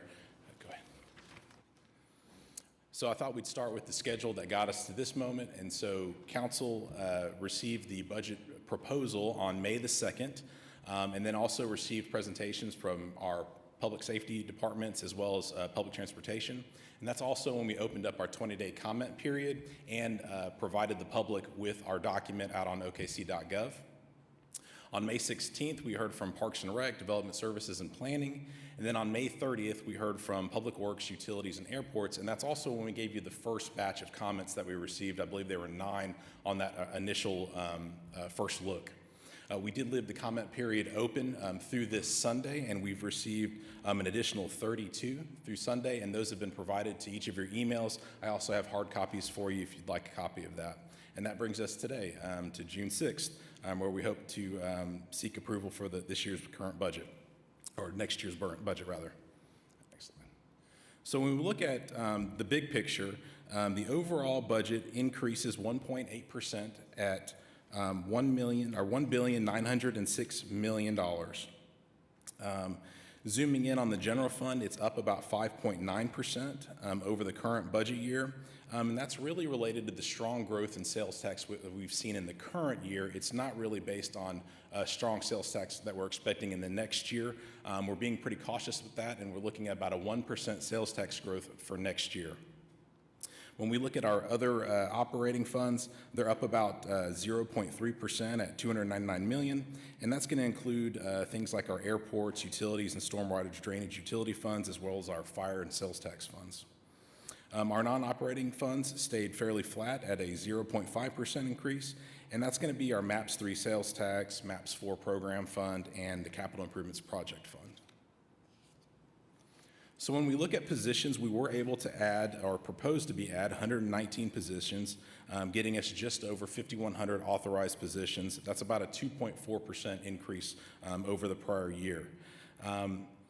And this is a new high watermark for our positions with the city. This is the most that we've ever had, but to put that in context for you, population growth over the last 5 years has been about 7.1%, as where the number of employees only grew at about 3.9%. So we are lagging the growth of the residents that we serve. And the other note that I would add there is that the majority of these are all funded through dedicated funding sources, whether that be a trust or the EMSA fund and so on. We'll speak to that a little bit more in just a moment. When we zoom in by department, I'll just highlight the big movers here. Of course, the big number here is for fire at 50 additional positions. Just as a recap, that's going to include 6 additional firefighters to help with callback overtime. It includes 4 civilians for the quartermaster program to maintain that equipment and get our firefighters clean gear after they are exposed to hazards. And then the other remaining 40 are going to be for a limited transport program to supplement the ambulance service that we receive from our partners over in EMSA. The other large movers were utilities. They had additional 17 positions scattered throughout their programs, but the note there is that those are funded by the Aqua Trust. And then finally, police is adding just, we have 14.35, but effectively 14 positions. And those are all civilian positions, and they range from a civilian crisis intervention team member, a coordinator, as well as 3 DNA forensic scientists, 2 civilian computer forensic investigative specialists, some administrative positions, and some purchasing positions, as well as restoring some positions that we lost grant funding for, and that's going to be our civilian community relations coordinators and 2 civilian digital media positions that were previously funded through grants. So as we look at our revenue, our largest recurring revenue source, of course, is going to be taxes, and they total $885 million, or 47% of the total there. Sales tax is the largest single source within that category, and it represents $601 million of the total. Other areas of note are fund balance, our second largest revenue source, and that's going to be our MAPS 4, MAPS 3, Better Streets, Safer Cities, where we've accumulated those dollars in prior year, and now we're looking to spend those. Federal grants are down from last year, but still account for about $108 million in this current, or this next year's budget, rather. Fees and charges include things like franchise fees, building permits, ambulance member fees, and stormwater drainage fees, and that accounts for about 15% of the total. Transfers in come from our public trust for operating costs for water, wastewater, solid waste, and airport services at about 1% of the total. And then other revenue are things like interest, lease revenue, and miscellaneous sources that account for about 2%. As we zoom in a little bit and look at our operating revenue, we total $904.3 million, and that's going to pull away our capital-related funds, for example, MAPS 4, Better Streets, Safer Cities, and this is going to give you a better outlook on what dollars are available to provide our residents services. Again, taxes are our largest single revenue source at $577 million, or 64%. And then fund balance shrinks because we don't have those capital-related funds in there to just about 2%. Fees and charges account for about 30% of the operating budget. And then again, transfers, other revenue, and interest and fund balance are about 2% each of the total. So looking at the general fund distribution, it's pretty similar to what we saw with the operating budget, with taxes making up about 71% of the total, sales tax accounting for 54% at $328 million, and then use tax has grown over the years and accounts for about $100 million, or 17% of the total. So if we look at sales and use tax together, they account for about 3/4 of the general fund budget. Other taxes are pretty small at 2%, and that's going to be alcoholic beverage tax, gasoline tax, commercial vehicle tax, and tobacco tax. The franchise fee represents 9% of the total, and that's going to be the fees that we receive from utility companies that pay us for using our rights-of-way. Fines and court costs total $12 million and represent 2% of the general fund revenue. And fees and charges such as building permits, administrative charges, and the wage adjustment for fire and police represent just about 14% of the total. Other revenue, again, includes those miscellaneous revenue sources and is about 2% of the $604 million. So then turning to our expenditure overview, we're looking at the categories specified by the Municipal Budget Act there, and those are personal services, other services, supplies, capital, debt service, and transfers. And so personnel services are our largest category at 32% or $617 million, followed by capital at 27% or $519 million. And right behind that are other services, which includes contracts, utilities, and chargebacks at 22% or $409 million. Okay, and then again, we're going to narrow down to the operating budget. And so the amount going towards personnel services now becomes the majority because these are the services that we're providing to our residents. In fact, that's going to be about 2/3 of our total. And then that's because we're excluding our capital expenditures that would normally weight the all expenditures categories.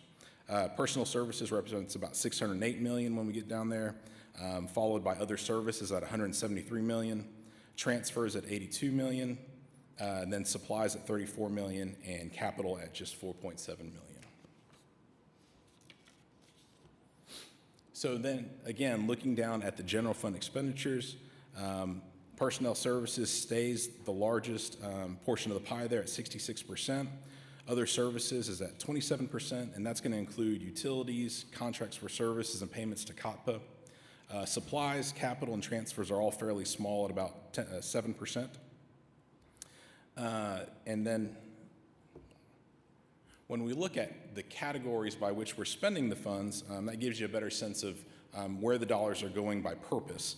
And so public safety represents the lion's share at 61% there, or $368 million.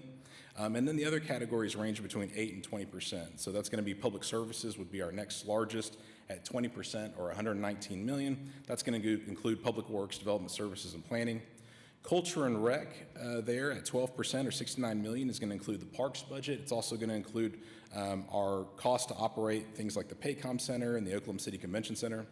And then general government at 8% or $48 million, they're going to house your functions like finance, city manager, HR, IT, and the general services departments. I know I blasted through that, but this is information you heard on May 2nd as well, and I just didn't want to I wanted to be respectful of your time. But if there's any questions, I'll be happy to try to answer those. Thanks, Chris.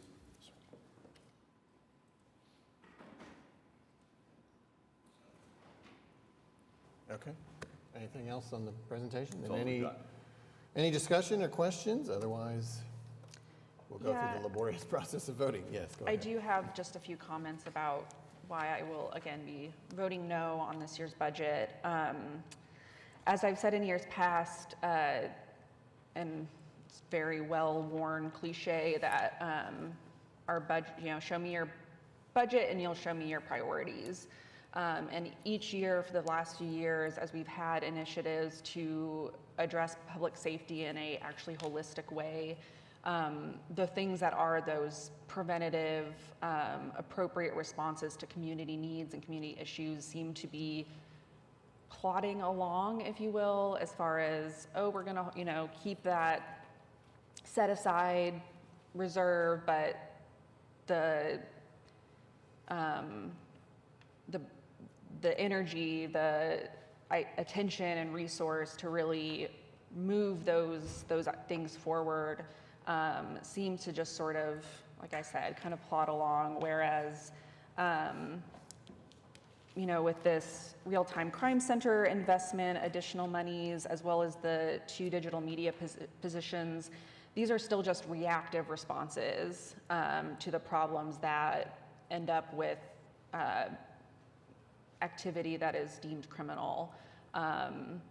And in the presentation even of the police budget, the focus on addressing fentanyl overdoses as this sort of new thing that we're talking about from a police standpoint. To me, we need to be talking about it from a public health standpoint and putting our resources into really getting to the roots of those problems rather than just charging people with murder as though that is going to address any problems related to substance use. So to me, our priorities are completely upside down, and we continue to, we say, okay, we're putting some money aside for this initiative for Key to Home. That's awesome, it's great. To me, it's pennies compared to the problem, compared to what we need to be doing. And even things like that are in the recommendations from 21CP around violence prevention, putting those resources again in the preventative space. Those things are just sort of sitting, waiting for some attention and an investment. And we haven't even really begun that conversation as a city. And again, that tells me where our priorities lie collectively. That if we really were concerned about addressing criminal activity, we wouldn't just be investing in more surveillance of people to catch people when it happens, or to post mugshots or videos of people on social media with, a whimsical text about how here's another theft for you all to find out who this is. With the explicit, there is an Oklahoma Watch article where it quotes city staff saying this is about social media engagement. We don't actually solve that many crimes this way. So at the end of the day, apparently the priorities aren't even about solving crime or addressing crime. It's about engagement. It drives a public narrative about what's happening in the community and a perception. And that's where we're putting our money instead of into the actual neighborhood engagement, the Parks and Rec opportunities that are robust so that young people have things to do, have productive, positive things to do.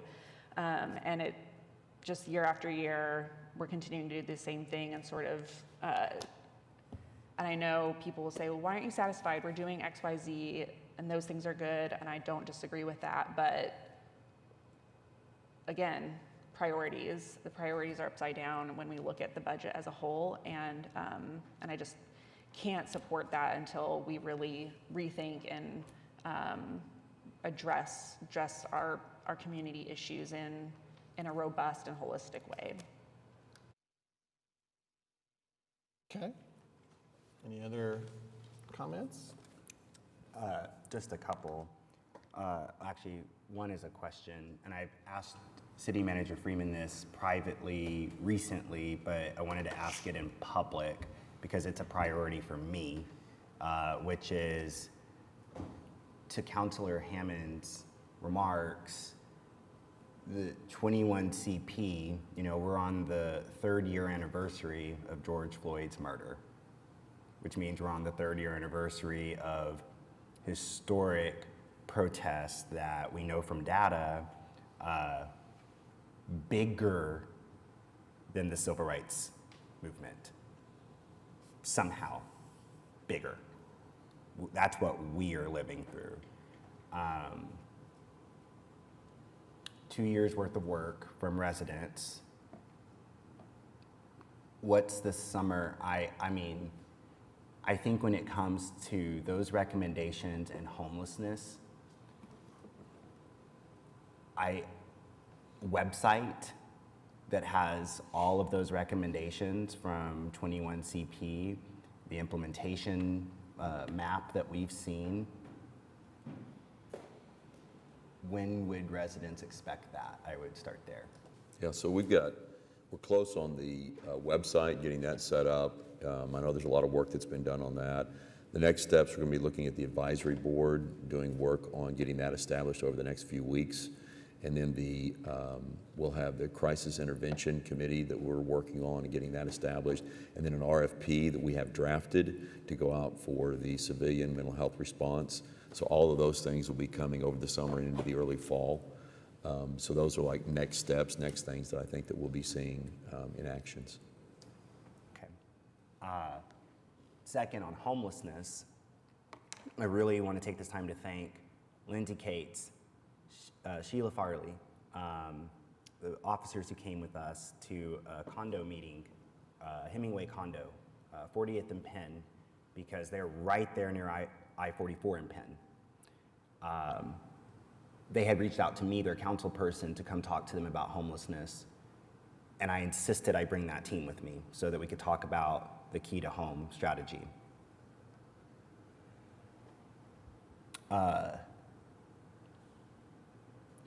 They were so thankful to hear that plan, even the skeptical folk, of which by the time we were done speaking in unison, the skeptical folk had lessened. But no sooner than I leave that meeting than I'm getting a text from nearby Shepherd neighborhood about Swaddick Park. I just don't, I'm so proud of the Key to Home plan. I'm so proud of the community policing resolution work that has the street outreach teams on this issue. I'm proud of everyone who was on Mayor Holt's task force for homelessness. I'm very, I feel like I have a lot on my shoulders as one person representing Ward 2 when I have, 60 some odd neighborhoods, many of them dealing with homelessness because of the encampments, getting to them, explaining the Key to Home plan, and then getting, what am I supposed to do every time? Bring Lindsay and Sheila and law enforcement? Well, that's staff time that they could be doing the work of connecting folk to housing and services. So it's not that I feel overwhelmed, because to say that makes it seem like I can't do the job. It's more that I feel stretched, and I feel, I just feel stretched, and I don't understand yet when what I believe needs to happen, like a massive citywide education of the homelessness issues and what our plan is, and then simultaneously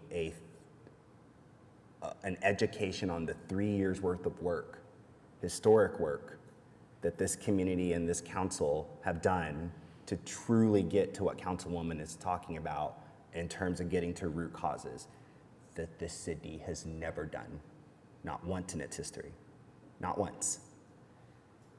So, Mayor and City Manager, for 3 years, I have done everything I can to, even when it kind of goes against a bit of my preference, to keep holding out.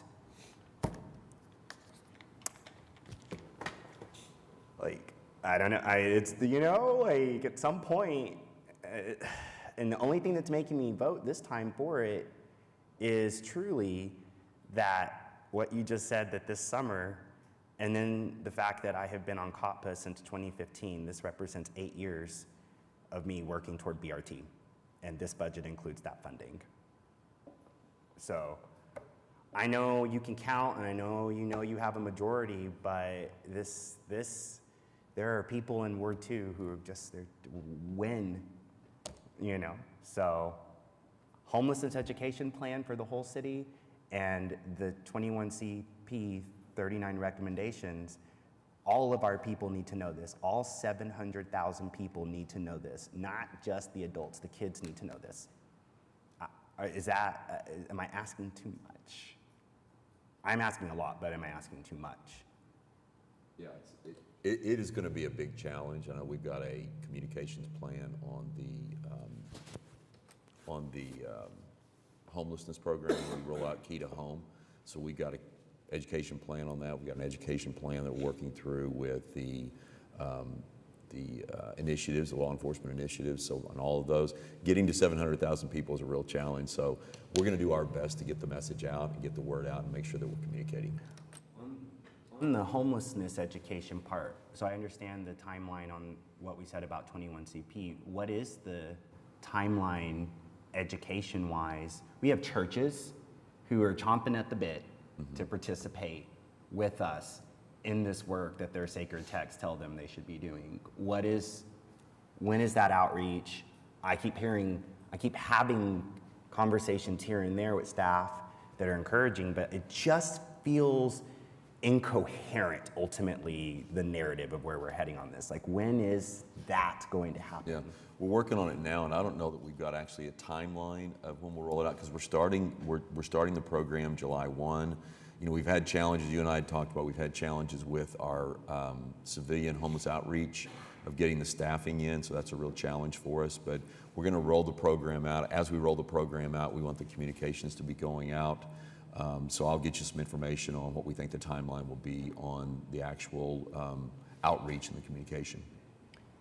I appreciate that. It is a difficult position to occupy, of being in praise of so much work, good work that so many in-city staff are doing, but also have to remember knocking a door this last election of a woman who grilled me to hell and back about when MAPS 4's mental health services are going to begin.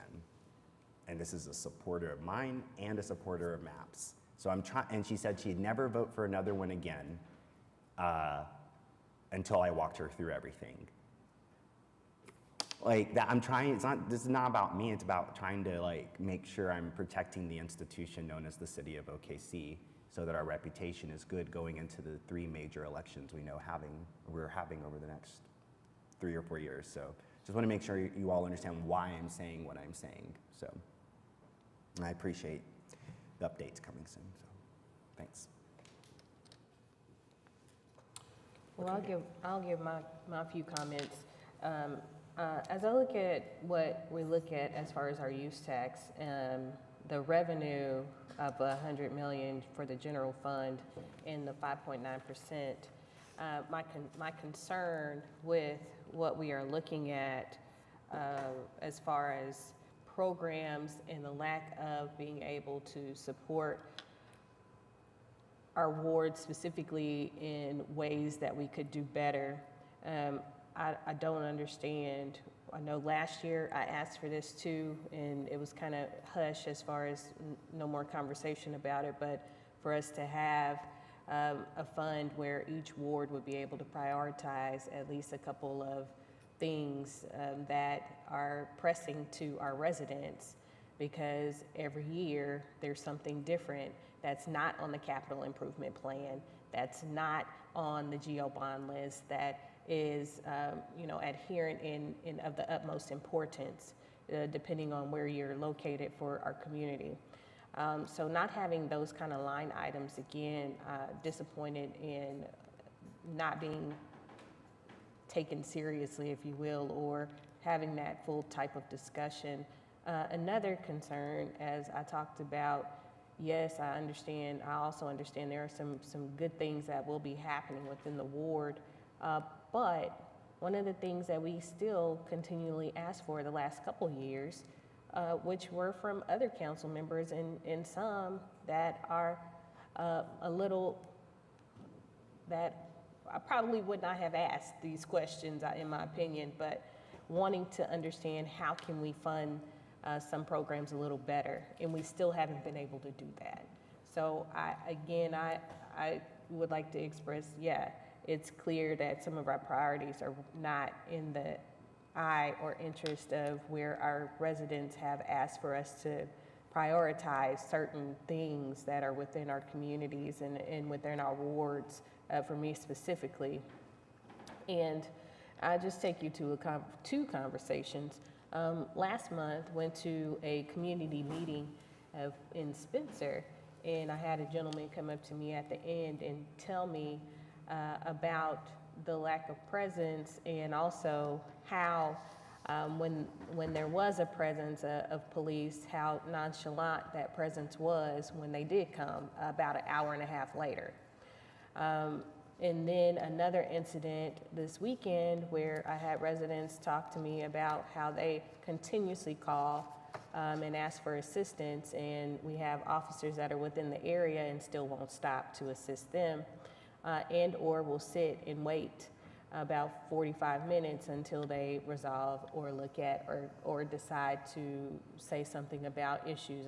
And I know these are case-by-case basis, and it just depends on the situation, but for this type of information and incident that happened, there could have been a little more response and priority in that response.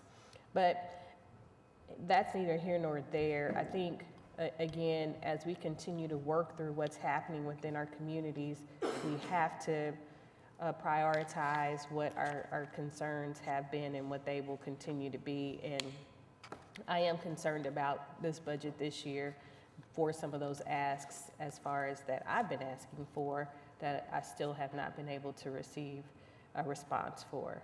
So those are the comments I wanted to say. And I'm hoping that one day we will be taken a little more seriously with the things that we're bringing forward, because they're not just from our lips, they're from the lips of the people that we communicate, knock doors, and talk to, and see at community meetings all the time, especially for us, those of us who reach out or just show up places and people stop and talk to you about what those concerns are. You know, granted, people give you compliments about things their cities are doing, but you still have to listen to those concerns of what is not going so well for certain folks and take into account what we can do better. And I still believe that there are a lot of things within this budget that we can do better for our residents.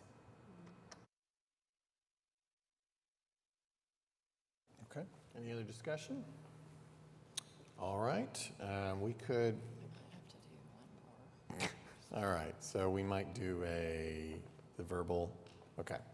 All right, we'll take verbal motion to adopt the resolution found in R2. So moved. We have a motion and a second.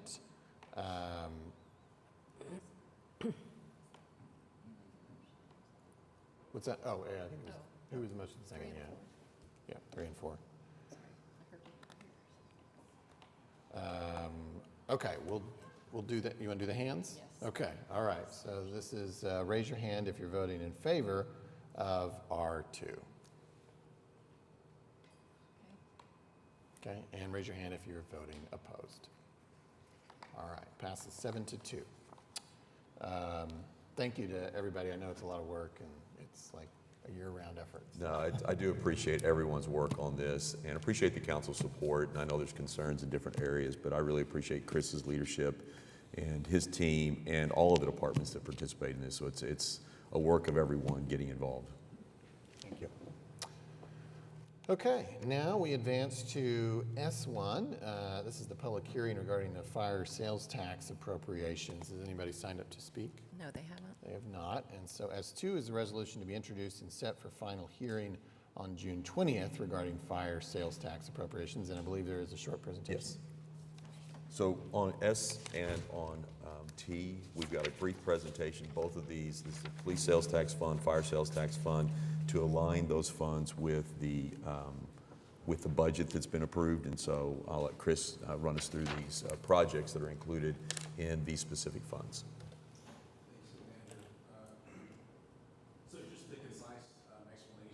Item. The Public Safety Sales Tax Fund was established back in FY90 to hold voter-approved 3/4-cent sales tax to be used for police and fire equipment and personnel. A couple of years later, there was a journal entry of judgment that was entered, and that added some additional requirements for the reporting, budgeting on these funds. One of which is the item that we're introducing today, which is that council would provide a resolution of intent on how these dollars will be spent for the next fiscal year. As the city manager indicated, it will match exactly the budget that you've already approved, but this breaks it down to an individual project level. We will follow up this item at the end of the year with a comprehensive report on how these dollars were spent, and that will be reviewed by the city auditor and the municipal counselor's office to ensure that we are compliant with both the journal of entry and the resolution here today. Again, this is just the introduction. We'll bring this item and the next one back to you for another public hearing on June the 20th. That's all I have, sir. All right. So, are we still, okay. So I need a verbal motion to adopt the resolution at S2. And I should say, I'm sorry, introduce the resolution at S2. Second. All right, we've got a motion and a series of seconds, and if you vote in favor, please raise your hand. Opposed, please raise your hand. All right, passes unanimously. It is introduced. Okay, now 11T1 is the public hearing regarding the police sales tax appropriations. Has anyone signed up to speak, Amy? No, they haven't. They have not, and so T2 is the resolution to be introduced and set for final hearing on June 20th regarding police sales tax. Does anything further to say, or did we cover it? No. Okay. All right, so we could take a verbal motion to introduce the resolution at T2. Second. Got a motion and a second. If you wish to vote aye, please raise your hand. Okay. If you wish to vote, put your hands down. If you wish to vote no, please raise your hand. All right, passes 6-2. All right, it is introduced. Now we are at U. This is a resolution waiving a September 25th, 2018 resolution in part by allowing film incentive economic development projects to be approved for funding at only one city council hearing rather than two. And we have a presentation. Yes, Aubrey McDermott, Assistant City Manager, will give us a presentation on this proposed resolution. Morning, Mayor and Council. Aubrey McDermott. So this is a resolution that waives one of two meetings that was established from a 2018 resolution for all economic development incentives. And the background on this, for some of you who may not have been here at the time that we created our film incentive program, is it's one of many programs that's included in the Strategic Investment Plan, which is funded through the General Obligation Limited Tax Bond Program. And the reason that we're asking for this is because we're learning about the industry, the pace that the film industry works, and realizing that having to schedule back-to-back meetings between the Economic Development Trust, which is the administrator of the film incentive, and council really delays and lengthens the time in entering into the incentive agreements. There are multiple steps in the process for doing this. The process and all of the eligibility requirements and the qualified expenditures for film are laid out in great detail in the Strategic Investment Plan policy. So for example, in the Strategic Investment Program, there are multiple kinds of economic development incentives. Typically, those types of incentives are covered in one page describing what that program is, versus the film incentive program is 11 pages long. So the level of detail for the qualified expenditures, the award amounts that someone would be eligible for, the application process, the compliance requirements, very extensive. So this really is a matter of determining if it's qualified, determining if they meet the thresholds, and determining what amount they qualify for. So the steps would be to come to the Economic Development Trust and then to City Council for a concurrence on what that allocation would be. Then they have to come back again for the actual agreement that's put into place that solidifies that. So it comes multiple times. And waiving this requirement seems appropriate because of that level of background detail and process that's laid out, as opposed to the other types of economic development incentives where council wish to have more than one hearing. So the Economic Development Trust has talked about this in their last meeting in May, is recommending that council waive one of the two hearings for that point in the process. Council will still have an opportunity to consider this twice, any economic development incentive that comes forward for film. So if you have any questions about that, I'm happy to answer them. Thanks, Aubrey. All right, is there any questions or discussion? Are we still on verbal voting and hand raising? Okay, I need a verbal motion to adopt the resolution found in item U. Got a motion and a second. If you wish to vote aye, please raise your hands. Okay. Put your hands down. If you wish to vote nay, please raise your hands. All right, passes 7-2. All right, now we're at V1. This is a joint resolution with the Oklahoma City Municipal Facilities Authority approving settlement of the subrogation claim related to payment of medical bills paid through workers' comp against the proceeds recovered on behalf of Sheila Watkins. Executive session is not requested. We still doing? Okay. Is there a verbal motion to move the joint resolution at V1? Very quiet motion. Is there a second? Second. Okay. And we have a motion and a second. If you wish to vote aye, please raise your hand. If you wish to vote nay, please raise your hand. All right, passes unanimously. All right, now we are at W1. This is a resolution authorizing the municipal council to commence an action in the Oklahoma County District Court seeking a declaration of the rights between the City of OKC and the Fraternal Order of Police Lodge 123 pursuant to the Fire and Police Arbitration Act. There is an executive session provided for here at W2, and in fact that is requested, and so we need to take a motion to go into executive session on this item. We have a motion and a second. If you wish to go and approve the executive session, please raise your hand. If you are opposed, please raise your hand. Executive session carries unanimously. We'll handle that at the end of our other business and potentially return. We will definitely return, but we will potentially consider and vote on W1. Okay. Item X is just an executive session, and that is to discuss collective bargaining negotiations for fiscal year 2023-2024 with the FOP and the International Association of Firefighters and AFSCME. If you wish to go into approve that executive session, please raise your hand. Oh, I'm sorry, I didn't get a motion. That's right. Is there a motion to go into executive session? Motion and a second. Yes, just pick a name. Somebody else. All right, raise your hand if you approve executive session. All right, raise your hand if you disapprove. Okay, carries unanimously. We'll handle that at the end of our other business. Item 11Y is to enter into executive session to receive confidential communications concerning the case styled. What? Something working? Moser v. City of OKC.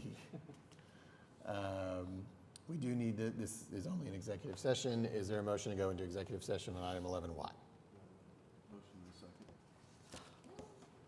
Well, you can't do both, but, oh, we got this? Okay. All right, is this really working? Okay, cast your votes. Passes unanimously. We'll handle that at the end of our other business. All right, 11Z is an executive session to receive confidential communications regarding potential litigation regarding the proposed sign code. Can we do a motion in a second on this? Possibly.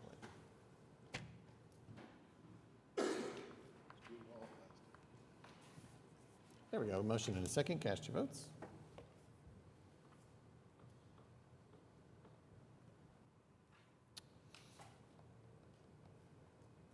Passes unanimously. We'll handle that at the end of our other business. 11AA1 is a claim recommended for denial. Executive session is not requested.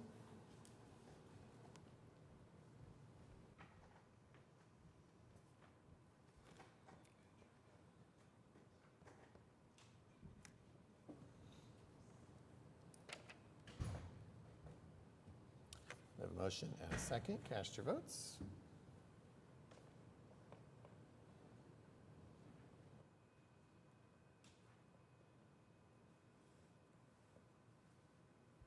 Passes unanimously. Claim is denied. AB is claims recommended for approval. We have items A through D. We can take with one motion. Executive session is not requested.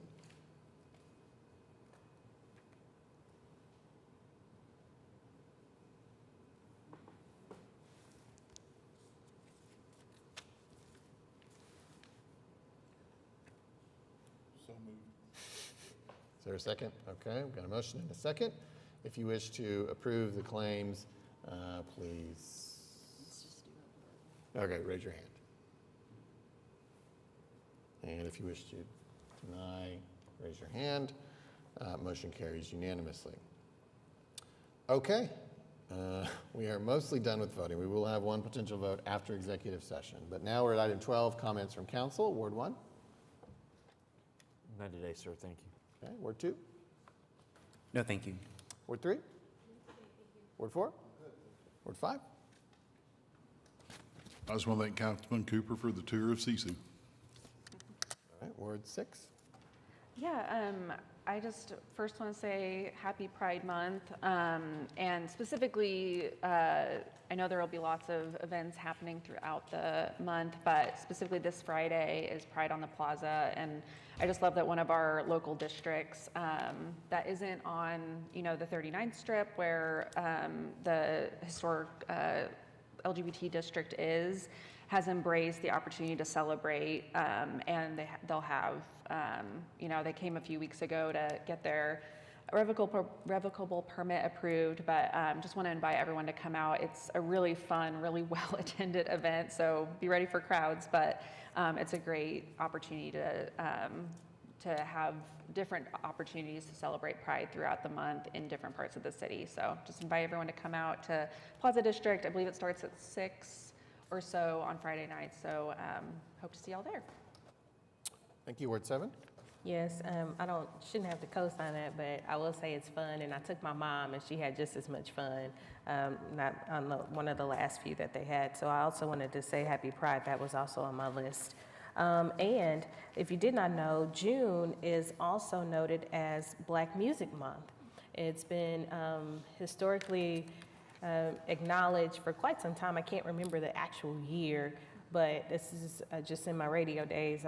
This was one of my favorite months as we commemorate just music and the aspect of history of music. And unfortunately, with the untimely death of Tina Turner, it makes you think of the historical complex of music and Black music and just how it has resonated throughout the years and transformed our nations and really globally, especially with different eras where the music depicts the eras of where we have been and what we have been doing.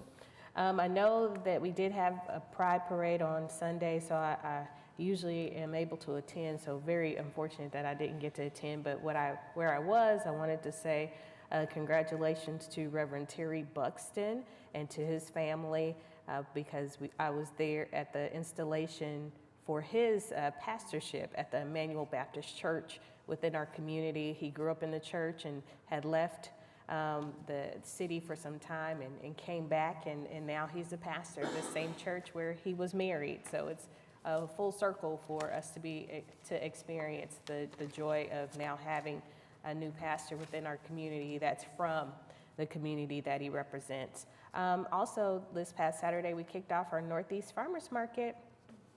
So if you have an opportunity, please come on out. Speaking of farmers market, we also have our fresh market that is at OSU OKC Extension area. And I believe that starts about 4 o'clock, which also has quite a few vendors from all across the city and across the county at that location on 63rd Street. On also a couple things that were really busy Saturday in Ward 7, the Men's Health Summit that talked about men's health, the things that are happening as far as our men and how it impacts our families, and the real conversation about prostate cancer and the cancers that impact men as well as families, and not just prostate cancer, but other things that impact health. But being able to have a full conversation about it was a good introduction to what we're doing. And Selfless Hands had their Wear Orange at Thelma Parks Elementary, where we wear orange to remember those who have lost their lives or just been impacted by gun violence within our communities. So quite a few volunteers came out, very excited to be able to greet them and say hello. And also thank you to the Georgia Brown Democrats. They had their monthly meeting a couple weeks ago, and they invited myself and Councilperson Cooper, and I heard nothing but good feedback as far as our attendance, being able to tag team about the great things that are happening within the city. So grateful for that, and want to also let everyone continue to remember, I think by the time we meet again, this will have already taken place, but we have Juneteenth and Juneteenth celebrations happening all around the city.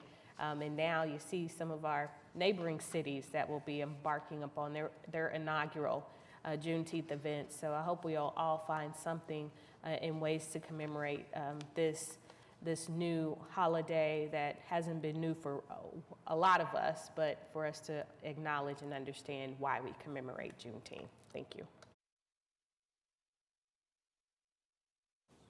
All right. We have one citizen who has signed up to speak under item 13, and that is Ronnie Kirk.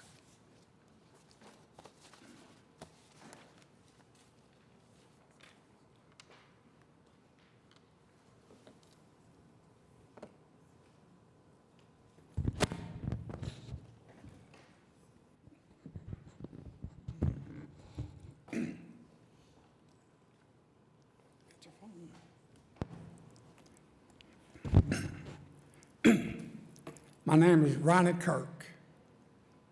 My address is 2328 North Missouri. Mr. Mayor, I'd like to say congratulations on being the president of the council throughout the state membership. Thank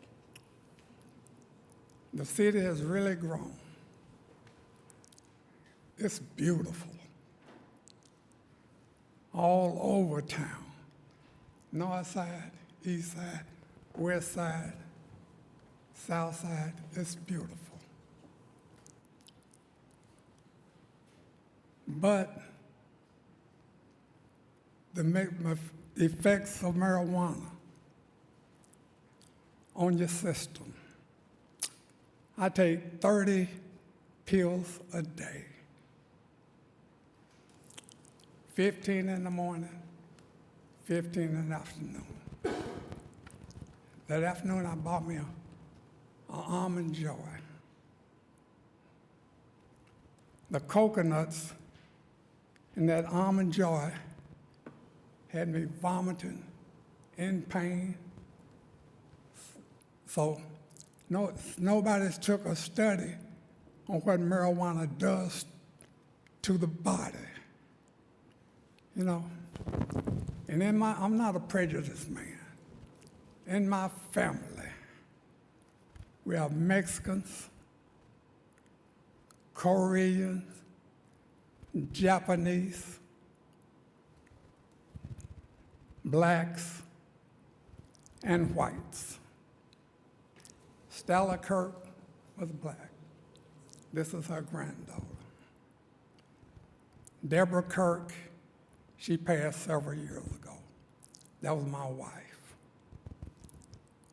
Sharon Kirk, she's white. I had kids by her. Miguel Rodriguez, that's my grandson. My granddaughter won the Nadia Comedy competitions. You know, nowadays, years ago, 30 seconds, I think please. 13 years ago, when they had the Uvalde shooting, they were teaching kids how to hide and duck, you know. But nowadays, when y'all leave the house with your families, going to any one of the restaurants around town, even the brick town, anywhere, you got to tell your family, when you hear shooting, y'all run the direction that I run. You know, the Mexicans, they walk across the water. Ronnie, They're we're going over time. under the fence. Ronnie, we're over time. Is there any But final statement? the Ukrainians, they see bombs raining out the air, raining down on them. They have nowhere to go, nowhere to run, and no way to turn to. So my plans, after I hear, I'm going to the Red Cross, adopt a family. Okay. Their nieces, grandfathers, grandmothers, the whole family that they can get out of there. And I want to say thank y'all again. Thank you, Mr. Thank Burke. you. Have a great day. All right, we're going into executive session now. We will return and we'll have one item left to consider.